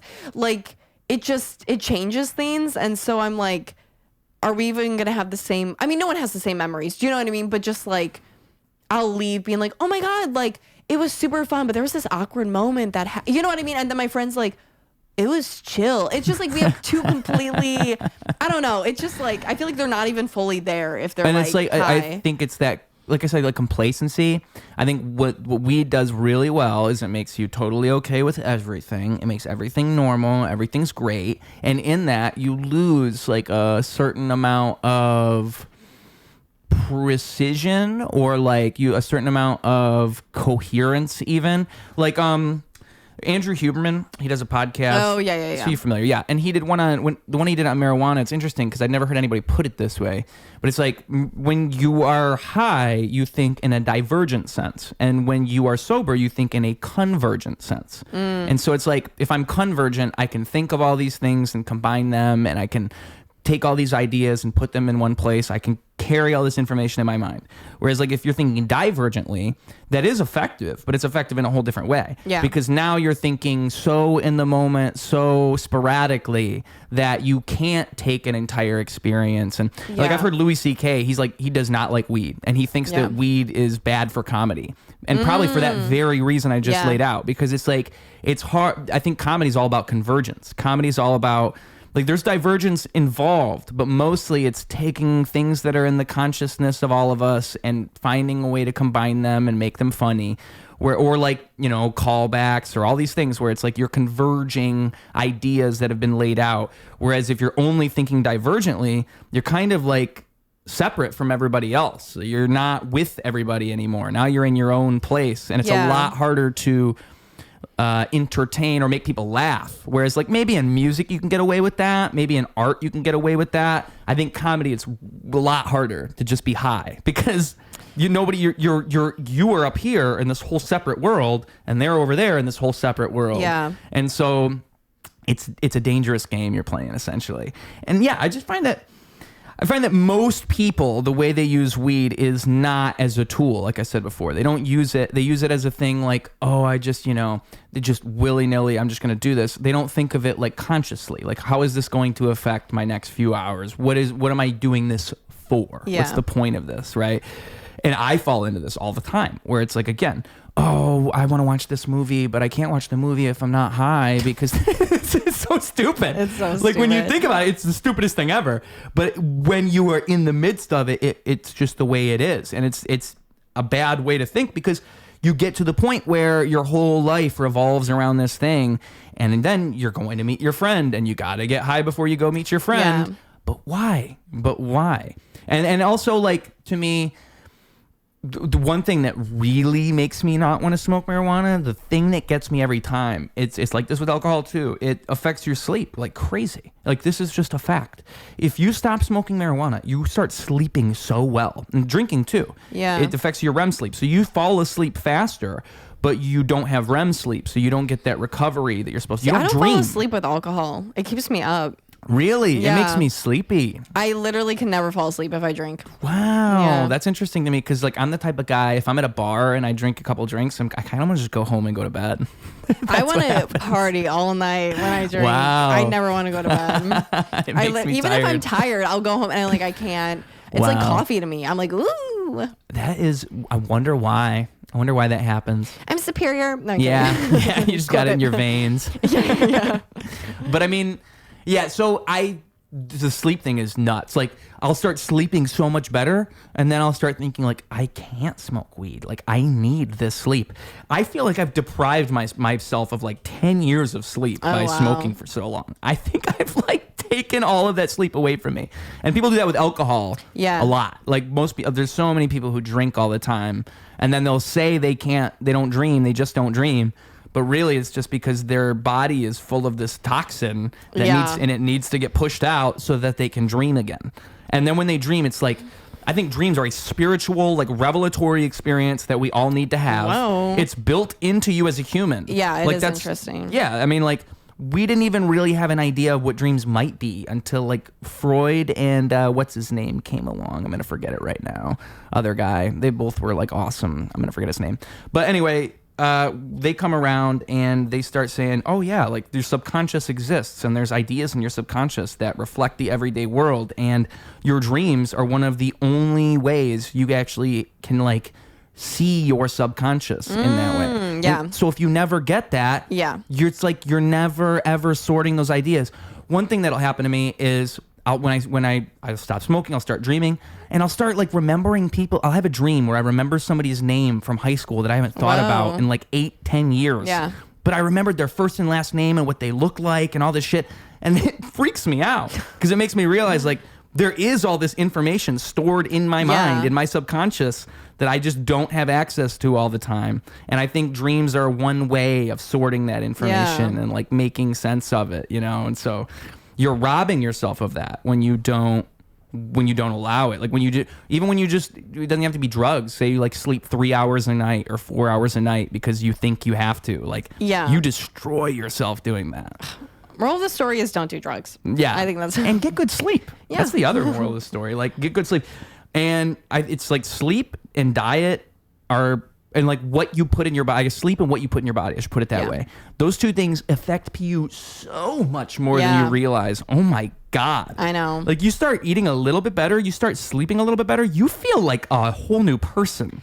I know. I think men could dominate even more if they just ate their fucking vegetables. Yeah. Yes. Yeah. Just stop being so picky. I like vegetables. I think they're cool, but I didn't, like, have a good introduction to vegetables. So really, it was like a man. I discovered vegetables in about my 20s. In my 20s, I discovered vegetables. I started buying them and being like, wow, this is really cool. I feel better when I eat them. Yeah. And they're nice. And it's like, they don't even taste bad. Like, watermelon is a good it's fruit. Watermelon's a fruit. But it's still really nice. It is. Because what I realized is it's so hydrating. Like, it made me think, like, if you were, like, in, like Oh my a God. hot climate, the watermelon would be the top fruit because it's so hydrating. It's like 90% water. Exactly. And so it's so good. But I didn't know that as a child because I wasn't, like, a fruit vegetable kid. And I don't think most of us are. But I don't eat McDonald's. And I don't either. I don't eat McDonald's, and so I have that working for me. I stopped eating McDonald's after working at McDonald's. Wow. I was surrounded by it, and so I realized this can't be good. I still eat Panera. Panera's probably good. And when you're sick, their French onion soup, nothing beats it. Right? My I used to get God. the bread bowl Oh, yeah. because then you can eat the bowl. Panera's still great. Panera is great. Yeah. Panera is probably, like, I don't know if you know Halo Burger because they don't have that around here. No. I always liked Halo Burger a lot because I think it's kind of like Panera where it's like in between fast food and normal food. I mean, it's still like everything comes like frozen and we like heat it up. Like, I've gotten food poisoning from the mac and cheese because it comes frozen. Then we just, like, sometimes we put it in the microwave frozen and, like, blast it. if customers ordered. It was not. I mean, I also was like 16 working at Panera. You know what I mean? So we like did whatever. But it's still. I still like their mac and cheese too. It's really good. Man, well, I mean, you can't take some things away, and and Panera mac and cheese is really good. Same with their soup. Same thing. How about the sandwiches? Are the sandwiches all frozen too? It's I don't all frozen. trust the meat. I never would eat the meat there. I would eat the soups. I would eat salads. I would eat bagels. I would eat everything, but I don't know. The meat freaked me out. It was gross. I wonder if Halo Burger's like that. Maybe I'm just lying to myself. Like Taco Bell, I make excuses just because I really do like Taco Bell. I had Taco Bell for the first time in like 15 years, like 2 years ago, and I was like, this is good. It is good. It's good. That's the problem. Taco Bell. Actually, I heard though I think at least it was last year, I think the healthiest fast food chain. I think that's like advertising though. No, I don't know. I watch a lot of like food review YouTube videos. I love it so much. And someone like investigated, like some people like I love YouTubers. I'm so impressed by them. They're incredible.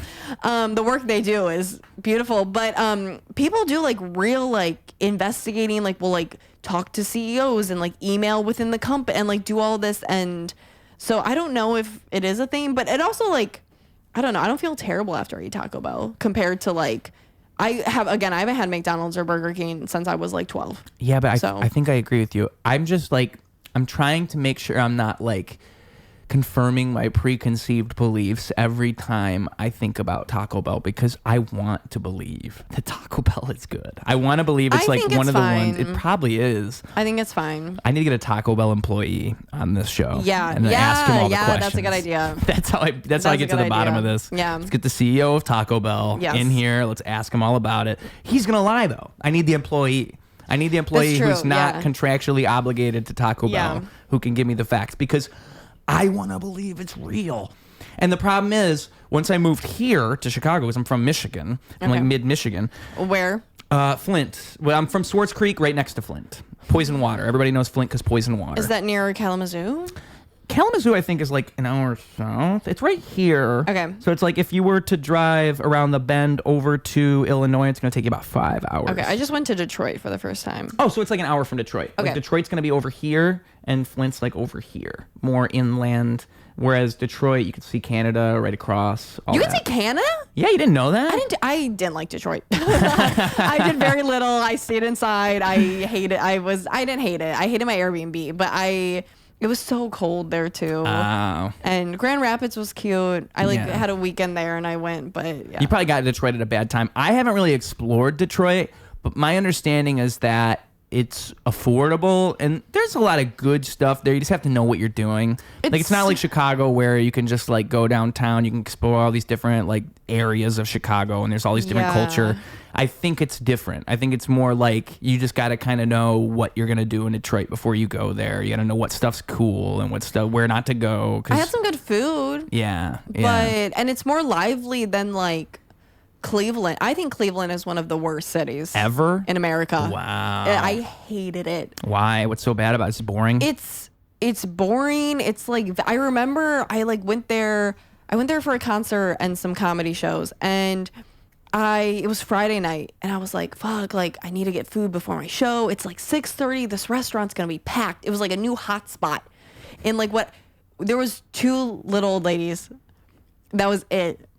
And in the time I was there for like an hour and a half, I think like 5 other people walked in. I was like, it's Friday night. Yeah. Like, where is everybody? Like, what are you guys doing? Like, I don't know. It was just like ugly and there's like nothing to do. There's nothing to do there. And like, it wasn't super walkable. Like everything's a 20-minute drive.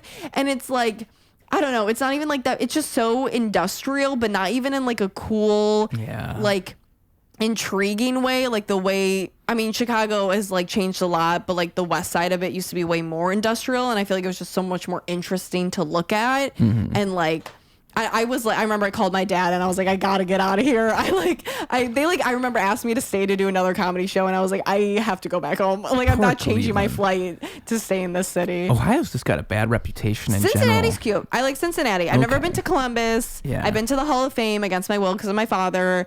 And I mean, that's in literally the middle of nowhere. Canton, Ohio. Hall of Fame. Football. Not the Rock and Roll Hall of Fame. Okay. Or is that in Indiana?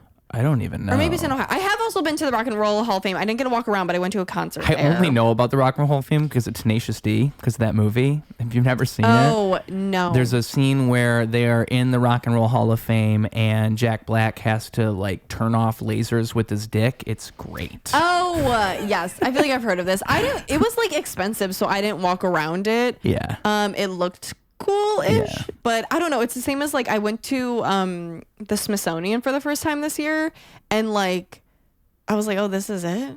Yeah. Like I know there's a lot of museums. I didn't get to go to all of them, but I went to like the entertainment section, and I was like, oh, this is all you guys have. And it's the Smithsonian. It's supposed to be like the museum of museums. Yeah, and so I feel like the Rock and Roll Hall of Fame would probably be similar.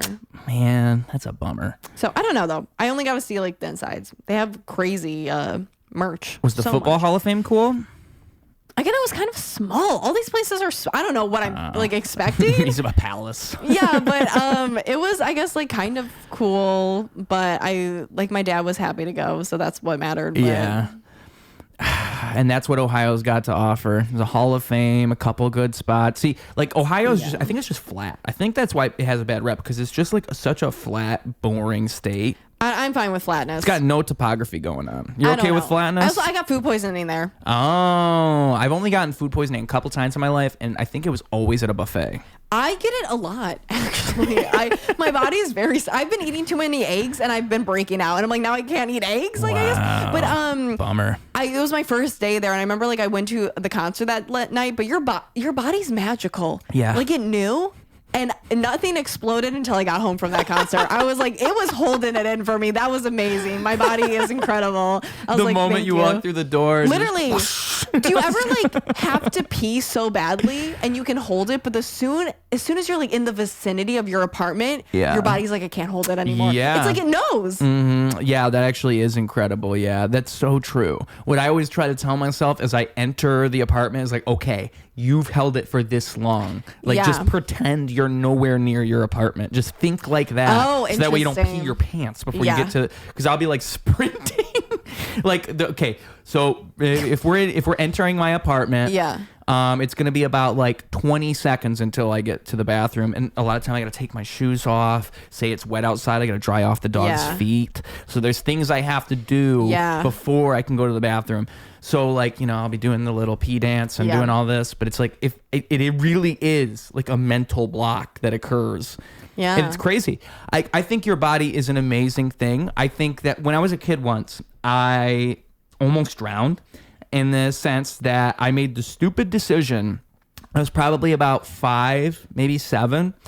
And I remember exactly what I was thinking. I saw someone else jump in with a life jacket on, and I couldn't swim at the time. And I thought, oh, they jumped in with a life jacket on, I'm going to jump in. But I couldn't swim. And so I jumped in on the deep end, and I remember I just sank straight to the bottom. Oh my God. And I just looked up and just waited. And in my kid brain, it was like probably like, I don't know, 3 minutes. Who knows how long it was. But it's like my kid brain just knew what to do. Just don't breathe, don't panic, and Wow. just sit there and wait for someone to come retrieve you, because otherwise you will die. That's insane. But it's insane that I knew that and knew to do Yeah. that. And I think it just goes to what your body is capable of doing. Like, I think Yeah. if you are actually in a life or death scenario, your body just reverts to survival technique and just knows what to do. Well, it's like a mother who can just lift a bus for their children. Yeah. Your body just all of a sudden can do this crazy stuff you didn't even know it was capable of, because Yeah. it's like something dormant in you. I will say too, once, and I swear this is true, and I feel like people don't believe me, I do the Wim Hof breathing method like every morning. And so what that is you do like about 30 times, and then by the time you do the 30th one, you hold your breath. Yeah. And you can do this about 3 times in a row. Really, you can do it as many times as you want. But the third time, you can hold your breath longer than the first time, because it just has to do with like you're getting oxygen inside your Yeah. body. There's all kinds of reasons why this is good for you. It's good for your immune system. And so one time I was on, I want to say like 4 grams of mushrooms, maybe it's 5. And I swear to God, I held my breath for 10 minutes. I swear to God. And Okay. I don't know how I did it. Like, I think what happened was my body, because I was in that state, it was almost like if I were drowning or if I was in a survival Yeah. scenario, and I was just able to access that Yeah. that level of whatever you want to call it, like holding your breath. I can't normally do that, and I haven't done it since, and I don't know how I did it. And it was just the type of thing I remember thinking over and over, oh, well, don't stop yet, because this is just like a barrier. You can actually hold your breath longer than this. It's just a barrier. You just got to hold. And by the time I looked at my phone, I was like, oh my God. And I just felt so cool after that. Have you looked up like how long someone could hold their breath for? What the record is? I think it's David Blaine. I think David Blaine has the record. David Blaine. Yeah. It's actually, he did it live, and he did it under, which is crazier, because I mean, I feel like that type of pressure would be nuts. But he was trying to get the world record. He did all this stuff. Because the thing is, there's 2 different breath holding records. One is with assistance and one is without assistance. So like I think what it is people will like have an oxygen machine and they'll load themselves full of oxygen and then they'll hold their breath. But okay. That's cheating. Yeah. Like the record should be who can, using normal methods, hold their breath. And it's interesting because people who are trying to break this record, or people who are trying to hold their breaths longer, they often go to deep sea divers and stuff like this because they know how to hold their breath better than most people. Yeah. Because like something about like when you're a diver, when you're underwater, you are moving and you're using your energy, and so they have all these methods to build up that oxygen, so that way when you're in the scenario, you don't have to worry about that.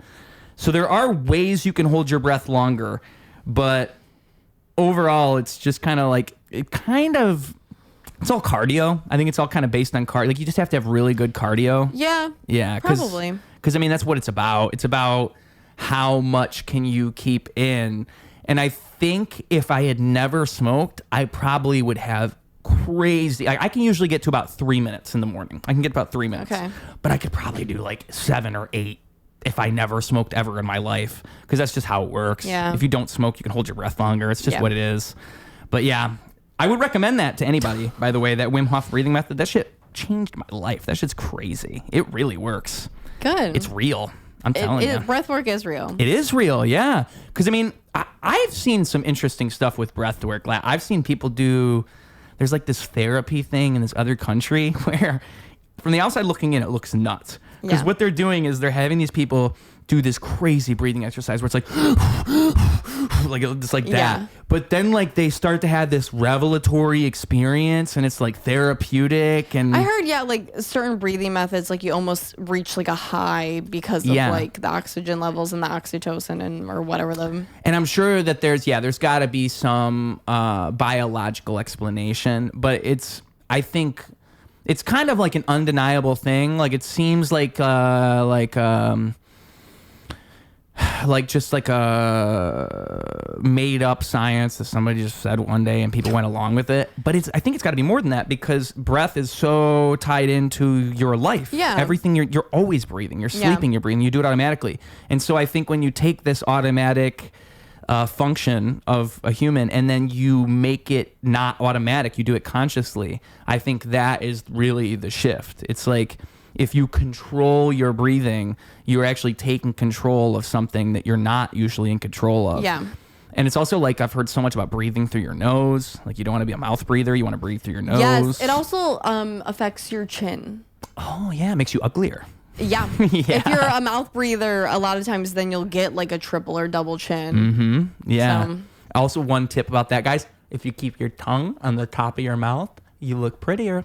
It's a fact. I don't know how it works, but like, say I got my tongue down here, and now I got my tongue up here, and I look a little bit prettier because it raises your chin. It does. Mm-hmm. Mm-hmm. Breathing is important, guys. That's the point. Breathing is important, and there's different ways to breathe. I'm actually bad at breathing through my nose. It's been like one thing I've heard, like, I think I saw someone breathe through their nose once in like a meditation, and he was breathing through his nose as if he was breathing through his mouth. And I went, what? It was like, he was going, but it sounded like, and it made me think, like, maybe I just need to like cover up my mouth with tape and just breathe through my nose every night. Like, I need to be one of those people. Yeah. Because I need to fix this. Like, I think my nose, I think the science is like literally your nasal cavities open up more if you breathe through your nose more. Like, your nose actually can take in more air, but because you breathe through your mouth all the time, and like, think about it, a dog or a cat, they're not doing this all the time with their mouth open. They're breathing through their nose. Dumb. And you look dumb. When people just, it's not cute. When you're a mouth breather, what's not good about it too is you'll just have this thing where you're like constantly like, Yeah. you sound like you're out of breath. And like, I feel like the more you probably have your mouth open, I'm not a doctor, but I feel like your mouth would get drier quicker, which would equate to bad breath, which is just then a recipe for disaster if you're a mouth breather. There's nothing worse than bad breath. Yeah. I said that about vaping. A man who vapes and who has bad breath. Or in general in bad breath, it's so hard to tell. I'm pretty good at telling people if like you have an eyelash or you have like a little booger. Like I like to be like you have something. Yeah. Because it's like the amount of times I've gone all day with like a piece of dead skin on my lip. Yeah. And then I get home and I'm like, no one told me. I guess I have no real friends, you know? Yeah, it's like, but bad breath is like a little harder. It's you know what I mean? Because you can't just like flick it off. Well, it's kind of like if someone smells bad too, because I think of it like you kind of feel like you don't know. For one, you don't know if they know. And for another thing, you don't know if this is like something they struggle with already. That's how I feel about it. Like if somebody smells bad and they smell bad all the time, I don't want to be the one to tell them they smell bad, because what if they've been told this a million times and it's something they struggle with, and now I'm just making it worse. And it's the same thing with like bad breath, where it's like maybe they already know this and I'm just going to make it worse by bringing it up. But like, somebody's got to say something at some point. It's true. Because a lot of the time I think people, it goes the opposite way, where people who have bad breath, people smell, but they don't know, because you don't realize what your breath smells like. You don't smell. I can feel it. Can you? But that's probably because you have good dental hygiene and you notice the difference. I love flossing. I floss every day. I will also, when your mouth is dry, like you can feel it. Yeah. And like, I don't know, you can also easily you lick the top of your hand and smell it. And that's like, that's the easiest way to tell if you have bad breath. And so I'll do that to check. But bad breath is harder than body odor, because body odor sometimes, like, you can just look at someone, no offense, and if they smell bad, you're gonna like, oh, they probably don't have the best hygiene. Yeah. But bad breath, sometimes like people will look really nice. Yeah. Or like if it's a girl and she like has her makeup done really nicely, but then she always has bad breath, and it's like, how do you like look presentable but have bad, you know what I mean? Yeah. And so that's why I feel like it's a little harder, because it's like, in general, if someone has bad body odor, they probably, unless they're like sweaty, which is like, that's fine, that's normal. Yeah. But if they're just like always smelling bad, it's like, well, that's a whole nother thing. Because if you're not like showering, like, are you severely depressed? Are you like that? I feel like has more layers to it. Where bad breath, I'm just like, chew some gum. Yeah. Like, I once saw, and I'll never forget it because it made me question my own reality. Steve-O said in an interview, he was like, the reason he found out he had bad breath is because he would floss and the floss would smell bad, and that's how he knew. Like, he just thought that he had all this shit between his teeth. And then someone said to him once, oh, like Steve-O's breath always smells. And he realized, like, oh, because he went to the dentist and the dentist told him, if you floss and it smells bad, that means you have bad breath. Because he didn't know otherwise. Same thing with licking your hand. But like, I don't know. Like, I think because for me, I don't think I have bad breath. I've talked to my mom about this because it worried me, because when I floss sometimes it smells funny. It's because like in the back of my mouth, there's like a tooth that has a cavity that's like a weird cavity. So like the plaque builds up in that particular spot. But it always makes me paranoid. Like, what if I am a bad breath person and I don't know? And you wouldn't know. That's the scary part. You probably wouldn't know. You probably need someone to warn you. Like, oh my God, your breath smells bad. And then you go, it's like, oh, you realize you're ugly. It's like realizing you're ugly. Get what are they, like a toothpick thing? A toothpick? Not a toothpick, like one of I have like a scraper that they use at the dentist. Scraper? I was worried like about... To get like in between your teeth. Like I floss, but then like once a week I'll like really get in there. Isn't that like how when you floss, on the opposite side, they have the little pointy part where you can get the stuff in between? Yeah, but it's not the same as like getting the back molars, like having like a metal, like around. Oh, I hate that though. I love the dentist. I have braces, and so I really learned to really take care of my mouth. Otherwise, it would be disgusting. Yeah. And I had a expander. Do you know what that is? I think they like put it they cement it to the roof of your mouth. Oh no, I don't know what that is. And you have to like put a little key in, and then you crank it, so then it pushes your mouth. What? I was in so much pain. I got my braces when I was 18, but did you have bad, like your teeth were all just fucked up? My bottom teeth were always pretty straight, but my top teeth, and my friend Mark, it was his birthday Saturday, but same birthday as Jim Carrey, but I was 17 I was either 17, about to be 18, or I was just turned 18, and we were in the car with my other friend at the time, and we were driving somewhere, and I like pulled down the mirror because we just went to lunch, and he was just like, Allison, your teeth are really fucked up. And I thank Mark every day for that. This is why we need bullies. This is why we need people who like are prissy, who are judgmental to tell us these things. Because I would have never gotten braces. I went home and I cried, but thank God I went to the dentist and I got braces. And my parent, like, I don't know how my parents never, like, I don't think either of them had braces, and so they didn't think about it. But thank God. And so, but I had like my top mouth was smaller, and so I had to get it expanded. Wow. And it was so it kind of just pushed everything out. Yeah, because it was my bottom teeth didn't need to get expanded, but my top teeth did. Whoa. And I still feel like I have a little bit of a speech impediment sometimes. So I think I because I didn't have braces younger, it affected my speech. But whatever, here I am making money talking. So. But yeah, what was I gonna say about that? Oh, but I became so hyper aware because like I had a metal like thing in the top of my mouth. Yeah. So not only would food get stuck in my braces, but it would get stuck like in this metal plate in the roof of my mouth. So I had to be so like anal about cleaning it. Yeah. That now I love the dentist. And every time I would go, they'd be like, "Oh my God, great progress. Your teeth look amazing." And I'd be like, I was like a star student. And so I was like, now I love the dentist.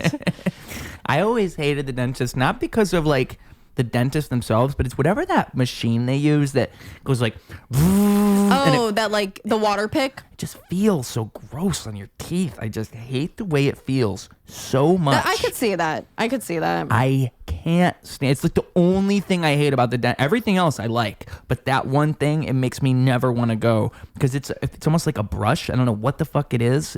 You said a water. What'd you say? A water pick? Or are you talking about the thing where they squirt water and then like suck it out? Yeah, that thing. Yeah, and they're going over all your teeth, and it just maybe it's like a polish that they're doing or something. Oh yeah, the polish never tastes good. It's just, the way it feels on your teeth, it just feels nasty. I need to make a dentist appointment. Actually, that reminds me. I'll do that when I get home. I gotta schedule a dentist appointment. I've had, if you see here, I have my front tooth chipped. Oh yeah. And it's been like that for a minute, guys. Poor problems. That's okay. I have a baby tooth still. Oh, what? No way. Yeah. Where is it? All the way in the back. Oh, is it that one that's lower than all the other ones?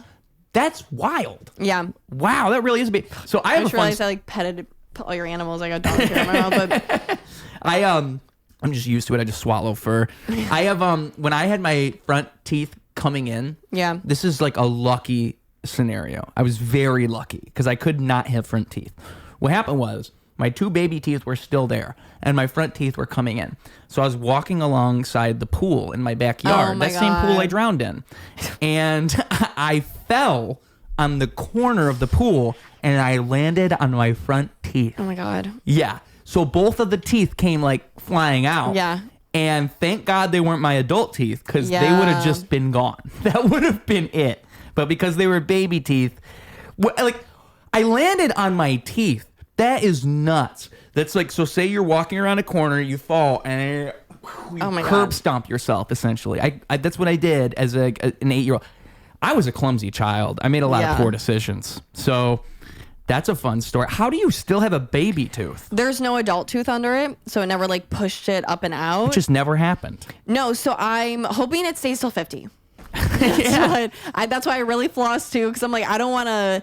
I don't even know how. I know some people have that where they have like a metal thing and like a tooth attached to it, and they can like take it in. Like I don't know how it's gonna work. Yeah, if it comes out, because you don't want to be missing a tooth, because then your other teeth try to compensate and do all this stuff. Yeah, I'm hoping like at least until I'm like more rich and more famous, and then I can like afford great dental. Like I really, so I take good care of it, and Yeah. it's been fun. Every time I go to the dentist too, it's like there's not much roots, but it's hanging in there. Like they always are really supportive about the little baby tooth. So maybe I'll like make a necklace out of it when it falls out or something. It's been with me for so long. That's crazy. It's been in my body for 27 years. That is crazy. Yeah. It's crazy that baby teeth even exist. Like your body just has teeth that are temporary, and then eventually they that all is fall really out. weird. And also, what's weird about teeth is they are bones that are exposed. It's the only bone in your body that's just exposed all the Oh, time. that's so interesting. Yeah, I never really thought about they're that. literally bones. That's what Yeah. they are. and they are sensitive because they're bones. Yeah. I mean, to me, that's like the weirdest thing about teeth is that's the only bone that just sticks out 24/7. I never thought about that. Yeah, teeth are boners. It's true. Oh my God. But like, yeah, and also tooth pain is probably the worst pain you could ever have. Like, I'll never forget when my wisdom teeth were gonna come out and all that, and it was like unbearable pain. Yeah. Like, I would put the Oragel on there, I'd do all that, and it was so impossible to ignore. The only other time I've had an ailment like that, where it was just like, oh my God, this is I can't imagine living like this forever, was when I had tinnitus in my ear. If you've ever had tinnitus. Oh, I know what you're talking about. A nightmare. Like, I can't but it went away? believe, yeah. And for so many people, it just shows up and never goes away. Yeah. Ever. And I remember how I got it. I was taking a bath, and I had the bubbles going up to my ears because I had, like, soap or whatever in the bath. And I was thinking, oh, it doesn't matter if some bubbles get in my ear. Who cares? And then I remember, like, some stuff got stuck in my ear. And so I grabbed, what do you call the ear thing? Q-tip. And so I started sticking that in my ear, trying to get it out. And I probably just jammed whatever was in there further. And the next morning, I remember I woke up and I looked at my phone. I was just scrolling, and I was like, wow, my phone sounds all robotic and weird. Like, is something wrong with my phone? And then I realized that's how everything sounded. And it was because my ear was, like, out of sync with my other ear. Oh, God. And the tinnitus hadn't even kicked in yet. And then the tinnitus kicks in. And for those who don't know, tinnitus is just a constant... Yeah. Like, constantly. And I couldn't believe that this is like a thing. And you Google it, and it's just like so many, there's videos like how to alleviate the symptoms. And it's like you do stuff like this, you like stimulate your ear. And in all the comments, people are saying like, oh, I've had tinnitus since I was 13. It's never gone away. I pray to God every night. I'm just sitting there thinking, is this my life now? Yeah. It's the worst thing ever. Like, I don't think you can experience joy when you have tinnitus. Oh my God. Because it just spoils everything. It's just constantly sitting there. I saw comments that were saying like the only peace I experience is when I sleep, and then when I wake up, the ringing. Yeah, wow, it's so bad. Like, I wouldn't wish tinnitus upon my worst enemy, and I think like if I was comparing that to like a toothache, they're very comparable. They're so bad because it ruins everything in life. You just see everything through the lens of your pain. You just can't ignore it. It's like you try to listen to music. Oh, I guess I can only hear the left side. Ugh. Oh my God. You've never had tinnitus before, I presume. I feel like recently I've had ear problems because of concerts. Oh yeah, that can do it. But I've been wearing like the little pieces or whatever, like they're kind of like earphones, but they have like a filter so you can still hear it. That's interesting. But I went to like a record store signing show, and I thought it's a record store signing show, so it's going to be acoustic. And it was not acoustic. Oh, it was loud. And I did not bring my little headphones. So I genuinely think I've lost some hearing in my left ear. And that was in August. It was from my favorite band, Hot Mulligan, so they're welcome. But whatever. It's scary, like hearing loss, because you wouldn't really even know if you had hearing loss. Well, I was like a week later, I was in a theater, and I was like, oh, I can't hear as well out of my left ear. Like I was like, why is it so loud on this side? And I think it's subsided, but I'm not 100% sure. So that's fine. Whatever. I used to be the kid who would put on his headphones and as loud as possible. You look like that kid. Yeah, I am that kid. I also carried around Mountain Dew, a 2-liter of Mountain Dew in high school, and I think Do you like the Grateful Dead? No. Oh, thank God. Okay. There we go. But like, yeah, 2 big red flags from me as a high schooler. Yep, I carried around a 2-liter of Mountain Dew 24/7. I would drink it throughout the day. It was warm, so warm Mountain Dew. I had noise canceling headphones that my mom got me, so I would flip that switch, turn on the noise canceling, and just play the music so loud. It was so loud that you could hear it. If you take the headphones off, you could still hear it. You're so perfectly. misunderstood. So yeah. But I just think about that all the time now, because I'm thinking, I wonder how much better my hearing would be. Yeah. Like when I can't understand what people are saying and I say what 4 times, that's got to be the result of the blaring music into my ears. And it just kind of sucks because like working in music, you kind of want to have like a sensitive ear. You kind of want to be able to turn stuff down and still be able to hear it pretty well, because not having a sensitive ear is a weakness if you're, especially in music production, because you're not going to notice the nuances and the little touches as much as you would if you had like a fine-tuned ear that's going to hear all those little things. And I guess that's why I'm saying hearing loss is one of those things where you just kind of have it and you just don't really know how much better it could have been. Yeah. It scares me. And like so much of like clubs and partying is that. It's like not wearing earplugs and just blaring music. I went to this one club in Boys Town with my friend. It was definitely like a gay bar. I just wish I could say the name of it. Somebody watching this probably knows what it is. It was like a popular gay club. Like Hydrate? Maybe. Roscoe's? I live near there, so Hydrate sounds kind of familiar. That street scares me. I don't know if that's what it was. But anyway, it was so loud in there. And I remember I looked up the reviews afterwards, and there were people saying that, like, oh my God, like, this can't be good. Like, their music is, like, louder. Like, I feel like I had hearing damage the next morning. And I bet you, like, these places are so unregulated, so they can just crank it up as loud as they want. Yeah, turn down music in bars. I don't know what we're doing. Why are we doing that? I don't know. Like, it's literally it's oh so... God. You can't even enjoy the music, let alone, like, a conversation with your friend. That's why I don't like bars, mainly, is, like, who would want to go to a bar and... I'm right next to you. I'm like, yeah, this was fun. No, I know. Yeah. It's like this. Have you seen Seinfeld? Yeah. The episode where Elaine pretends to be deaf, and he was like, "Do you have hearing aids?" And she's like, "Am I hearing aids?" Yeah. Who is it? So good. It's like being like that for 3 hours. Yeah.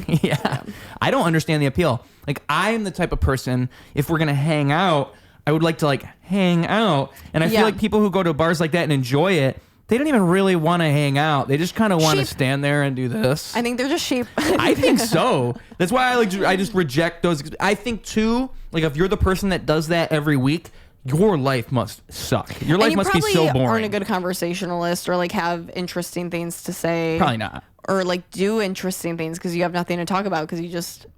Yeah, EDM people always raise a red flag to me. They always. Yeah, because there's just something about that.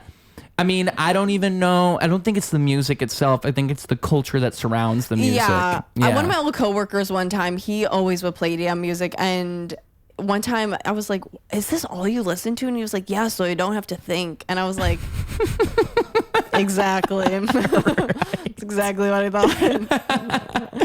I want to say this was Mark Norman again, but I heard him say a joke about like forgetting his headphones in New York and how it sucked because he had to hear his own thoughts. And I just remember thinking when I heard that joke, like, do people really think like that? Like, do people hate like the regular world and their own thoughts so much they have to just drown it out with music all the time? I have stopped doing that, and I love music, but one of my friends recently told me like he allows himself time to think, and I was like, oh my God. And so I've stopped listening to music as much. And I had a concussion like a month ago, and I just had to like, you can't do anything. You just have to sit there in darkness. And I was like, I'm so happy I'm okay with my thoughts, because like this would have been traumatic if I was like, you know what I mean? If I like hated myself, or because you like music causes a headache. Like you can't watch TV, you can't read. Do you have a concussion? Yeah, like you literally can't do anything. And so because of the strain on your brain, I would assume. Yeah, because even like listening to a podcast, it's like, well, then you start to use your brain if they're talking, like listening to something like this, and they're like, oh, that's an interesting perspective, and then your like mind goes off. It like it hurts to think. Whoa. When you have a concussion. I've never heard that before. It's terrible. That sounds like a nightmare. It wasn't that fun, but you have to become like a guru and just meditate all day. No, exactly. I did that for like a whole weekend. I just sat in darkness and just like did nothing. Wow. And so I was like, I'm so healthy. Right. Wow, I'm really well balanced because that was not torture. Exactly. Yeah, because I mean, like, it just makes me appreciate myself when I hear something like that, because I'm okay with myself. Like, I'm okay with being alone with myself. I enjoy that, and I find that most people are so codependent. It's like I would be uncomfortable being that codependent. I just don't think like that. Like, I don't need anybody else. I don't need anybody else to tell me something is good. I don't need anybody else to like. So for me to like, I'm just secure in myself, and I'm secure. Like, I like my own ideas. I think that part of that is that I found art at an early time in my life. Like, I found poetry and songwriting and all this at an early enough time to where I could foster that and be creative. And I think that when you do stuff like that, you learn to trust yourself and your own ideas, and you learn to follow your own threads and like branch out in that way. Whereas like, I think if you don't do that, you do become much more of a follower, much more of a sheep, if you will, because you aren't working on your own thing within you. Like, one thing I really like about comedy and comedians in general, at least the people who I think are doing it right, is that there's this inherent thing built within it. It's like you constantly are trying to get better, and you're constantly trying to improve, and you don't want to stick with the same material. You want to create new material. That's what an open mic is for. Yeah. Like, you can try the same things you always try, but if you're the guy that goes to the open mic and says the same joke for 5 months, you're not getting any better. And that's built into comedy. Whereas I think other art forms, it's not so clear that that's the case, but it's the same everywhere, where it's like, you don't, a real musician, like a real creative person, doesn't want to have a one-hit wonder, because then everybody's expecting you to play the same song all the time, and that sucks. Whereas like a comedian has the joy of, they don't want to hear the same joke all the time. They want to hear new material, and so you're forced to be creative. And I just think that thinking that way is healthy, and it makes you better, and it makes you trust yourself more. Whereas if you just want to rely on the same 3 things all the time, you're going to become boring and sad and depressed because you're not doing new stuff. You're just doing the same stuff. And so like, and like a good example is like any artist who gets really popular and then just hates their most popular song. Yeah. Because that sucks. You never want that to happen, because then people just want to hear the greatest hits all the time, and they don't want to hear what you're passionate about and doing something new, you know? And I think like, I don't know. I just think I found that early enough, and that's why I'm like that. And I feel bad for people when they don't have that. I feel like that would be such a sad life if you just don't trust yourself, you don't like your ideas, you think everything's bad. And I think it's easier to think that than it is to be creative and to try to follow your interests and follow your beliefs and discover yourself in this way. And it could be anything. It doesn't even have to be music or art. It could be writing. It could be you love movies and you love watching movies. But if you just don't have one thing, I think you go crazy. And then you can't sit by yourself and have nothing. Because if you sit by yourself and have nothing, you haven't developed anything. And so you're just sitting there with your own mind that is just this blank slate. Whereas like for me, I'm always going, and I think it's because I've trained myself to be like that, you know? Yeah, but I mean, I wouldn't trust anybody who can't sit by themselves for at least like 30 minutes without some type of distraction. I wouldn't trust those people, because I think like, again, it's like the codependency. I think that person probably doesn't have enough of a personality. Maybe, which like, you know, we need everyone in this world. So sometimes I'll call people sheep and whatnot, but I'm like, if everyone was, you know, like you or like me, then it would be like a boring place. So it's good that we're all different and have different levels of, you know, creativity and thought processes and opinions and stuff like that. But I don't know. Which, speaking of, what time is it? I did sign up for an open mic, or an early one. Right now it is 3:49. You have to go. You're running out of time. It's okay if you probably, yeah. Okay. But I would say, and to what you just said, to me, I think it's interesting, like the conversation that surrounds diversity, because I think true diversity is exactly that. It's like people who think completely different, and it's embracing those differences and understanding those differences is what makes us unique. That's diversity. And I think people get caught up in this idea of like diversity as inclusion, when it's like diversity is kind of the opposite. Diversity is that we're all so different, and we all are exclusive in a way. We're all unique. And I would never want to be the same as anybody else. That's actual diversity. It's like meeting people that are a freak and appreciating that they're a freak. When's your birthday? May 29th. I'm a Gemini, if that matters. Yeah, an air sign. That makes sense. You know, I don't like to believe in horoscopes, and then I see all the other Geminis, and I'm like, that's like me. That's like me. We're lunatics. Yeah. We are.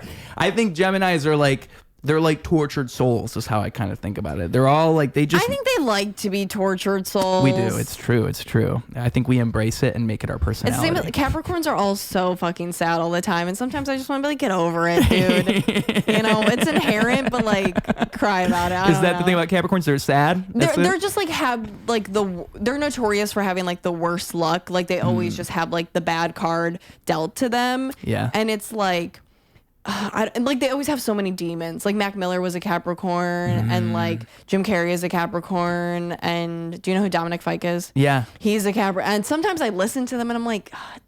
Which I love Dominic Fike. He's amazing. But I love all three of those people I just named. But because Dominic Fike is like closer in age and more relevant, I would say in this moment. But like I heard like a recent interview and I was just like, God, the way he talks, he's just such a Capricorn. He's like, well, when I was arrested at 20, and it's like, you know what I mean? They're just like always like this like heavy weight with them. Some Eeyore energy going on. Yes, that's a great comparison. Yeah, but I still love them. So. Well, at the end of the show, we do two things. Okay. So, one, the show's obviously for 3 to 5 year olds for small children. That's my core demographic. I love that. And hey, what's up, kids? And so these kids are about to get off the school bus. They're going to take out their earphones and they're going to go live. And so what you're going to do is you're going to give them a piece of knowledge, a piece of wisdom, a piece of advice. Because what we've proven throughout these 2 hours is that we're very wise individuals who have a lot of wisdom to give. And so you're going to give them a piece of wisdom, a final nugget, if you will. And second, the social medias where people can find you. This comes out, I want to say like February, like 12th or so. Okay. So if you have any dates after that you want to plug, go ahead and do that. The floor is yours. The piece of advice or like a little knowledge I would give is if you're so drawn to something, it's because it's already happening in the future. Whoa. Which may not be true, but I find solace in because I feel like it kind of allows you to have a confidence within yourself that you might not believe prior. Like if you're so drawn to a dream or even something more simple like a person, it's like, oh, I can trust that like I don't have to be desperate to like achieve this thing or to like, I don't know, further this relationship or like a job opportunity. You know what I mean? It's like just trust that if you keep doing what you're doing, it'll work out. Yeah. So it just like gives yourself some confidence and some trust in yourself that like it's already happened in the future. It's already happening in the future. Yeah. Which doesn't mean you don't have to like work for it. Like obviously you still have to like put effort into things. Yeah. I think it would mean the opposite. I think it would mean like if you already feel that in you have to work towards it so it does already happen in the future. Yeah. Like it's your soul telling you what it is. Yeah. Yeah. And it's being honest with yourself and seeing that in yourself. Like, I think it was 2 episodes now ago, but he had said to me that I want to get his name right. I don't want to say the wrong person who said this. So let me read his name out on my phone. It was Matt Brown who said this to me. And he said that if you have an interest that isn't already a part of your life, like something is probably going wrong there. And I didn't know if that fully resonated with me because it's like, Can you say that again? If you have an interest in your life, something that you really enjoy, and it's not a part of your life, it's not something you're doing, then something's probably going wrong there. Like there's probably something incongruent. Like you have this interest, but then there's you. And those two things, if they're separate and they don't commingle at all. Oh, and you're saying if like you're like, oh, I love basketball, but you never play basketball. Yeah. And I'm torn on that because I think people express themselves through their interests in a way. But what you just said to me kind of like goes above and beyond that, because I think if you have an interest and you're expressing it, it's almost like your mind and soul is telling you the direction to go. Like in a way, you already kind of know the answer, but you just have to follow that because, like you said, it's already happening in the future. Like it's already kind of there, and you just have to go find it. I think I like what that guy said, and I feel like to find a common middle, I would also say, like to me, when you're so drawn to something, I feel like because you're already in it or it's already happening to some extent. Yeah. But like with his, I kind of think, if you're interested in something and it's not a part of your life, you actually don't care that much. I remember I told a friend that like when I first started stand up, I had a lot of friends who had already been doing it for years, and they didn't really try that much, like any of them. And like all they did was open mics ever. And I was like, oh, this is it. And like I had no idea when I started. And one of my friends, he was like, oh, like I don't know if I'd ever want to be like a headliner, and like moving to New York sounds like a lot. And I was just like, you don't really want this then. Yeah. And like that's fine. That's okay. But like you don't need to keep lying to yourself if you're not actively doing this. But like you can still enjoy something and it not being your, like, just because I love like cooking, I'm never going to be a chef. Right. You know what I mean? Like, it's like you can still enjoy something to an extent without it. Like, I always liken it to like, your goal has to be real. It has to line up with your actions. Like, if you're telling me that you want to be the best ever, you want to headline, you want to be the biggest name in comedy, then you would be doing the things that you need to do to get there. Yeah. And so, but then you'll meet people who say like, oh, I just want to be a club comic. And so that person, if they're just going to open mics, they're just having a good time, that makes perfect sense. Like, if you just want to be a club comic, just want to be popular in the city, just want to make enough money to get by, then by all means, just do that and you'll get there eventually. But if you want to be the best ever, that involves so much. Or you want to be a big name, like you got to stop thinking small scale now. Now you got to start thinking big and think, how do I get out of this small area and get in front of all these other people? And you'll see people who mix up the two and they'll say, oh, I want to be big and popular. But then they're just hanging out at open mics, just fucking around all the time. And they don't actually want, like, they don't follow the thread of doing something big. They just do what any small comic would do. And they just don't work towards that bigger thing. And to me, it's like, that's just a recipe for disaster. You're going to fail because you're going to disappoint yourself and you're going to have this big goal and you're just never going to achieve it because you're not doing the things that somebody who would want that goal would do. Yeah. I don't know. I mean, I guess it just depends on someone's, like, how they feel with the outcome. I don't know if it's necessarily a failure. I just think, like, again, people think they want something. Yeah. Like, you don't know what you want until you try it. And also, like, I think comedy is a lot different than people think. Like, again, when I first started, I only had ever gone to, like, house shows and, like, watched my friends at an open mic. And so, like, I had no idea, like, the community, like, the extent of everything, like, how fast you can get booked, how quickly you can get paid to get, like, on a show. Like, there was so many, because all my friends, like, didn't really try. Yeah. And I've surpassed them all, and they know that. They, like, all have quit comedy, like, years ago. Yeah. And it's just, like, it's hard. And so I think, like, people don't realize that. And, like, I think some people are content with just, like, going to the mics and like hanging with their bros and like getting to like, here's my dick, and like get to talk about their dick on stage. And it's like, because who else is gonna listen to you talk about your dick? You know what I mean? Like, your girlfriend doesn't want to hear you talk about your dick and how you want to suck it. Like, where else is that appropriate? So I don't know. I guess it just, like, you have to figure that out. But anyways, what was the second thing? Your social medias. And like, if you got any dates past February 10th or whatever I said. At Allie Sonia 7 Instagram, and technically TikTok, but I don't really post on TikTok that much sometimes, I guess. And then I post my dates on my Instagram, so look there. I know I have some in February and March, so yeah. Amazing. We've done it yet again. We have. Amazing stuff. It's been wonderful. We got messages for the kids. We got all kinds of good stuff. We talked about teeth. We talked about drugs. We talked about sheep. Yeah, all the important things were mentioned here today on the show known as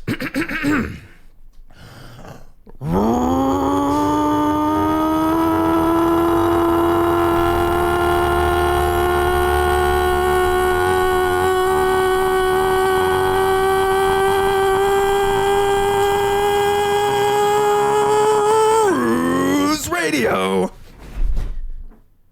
Clocking out. Double down, competition couldn't help him to rock. Missed the whole time, holy fell through the flock. That's an ordinary miracle, wealth to the block. It's a balance in the character that's calm and collected.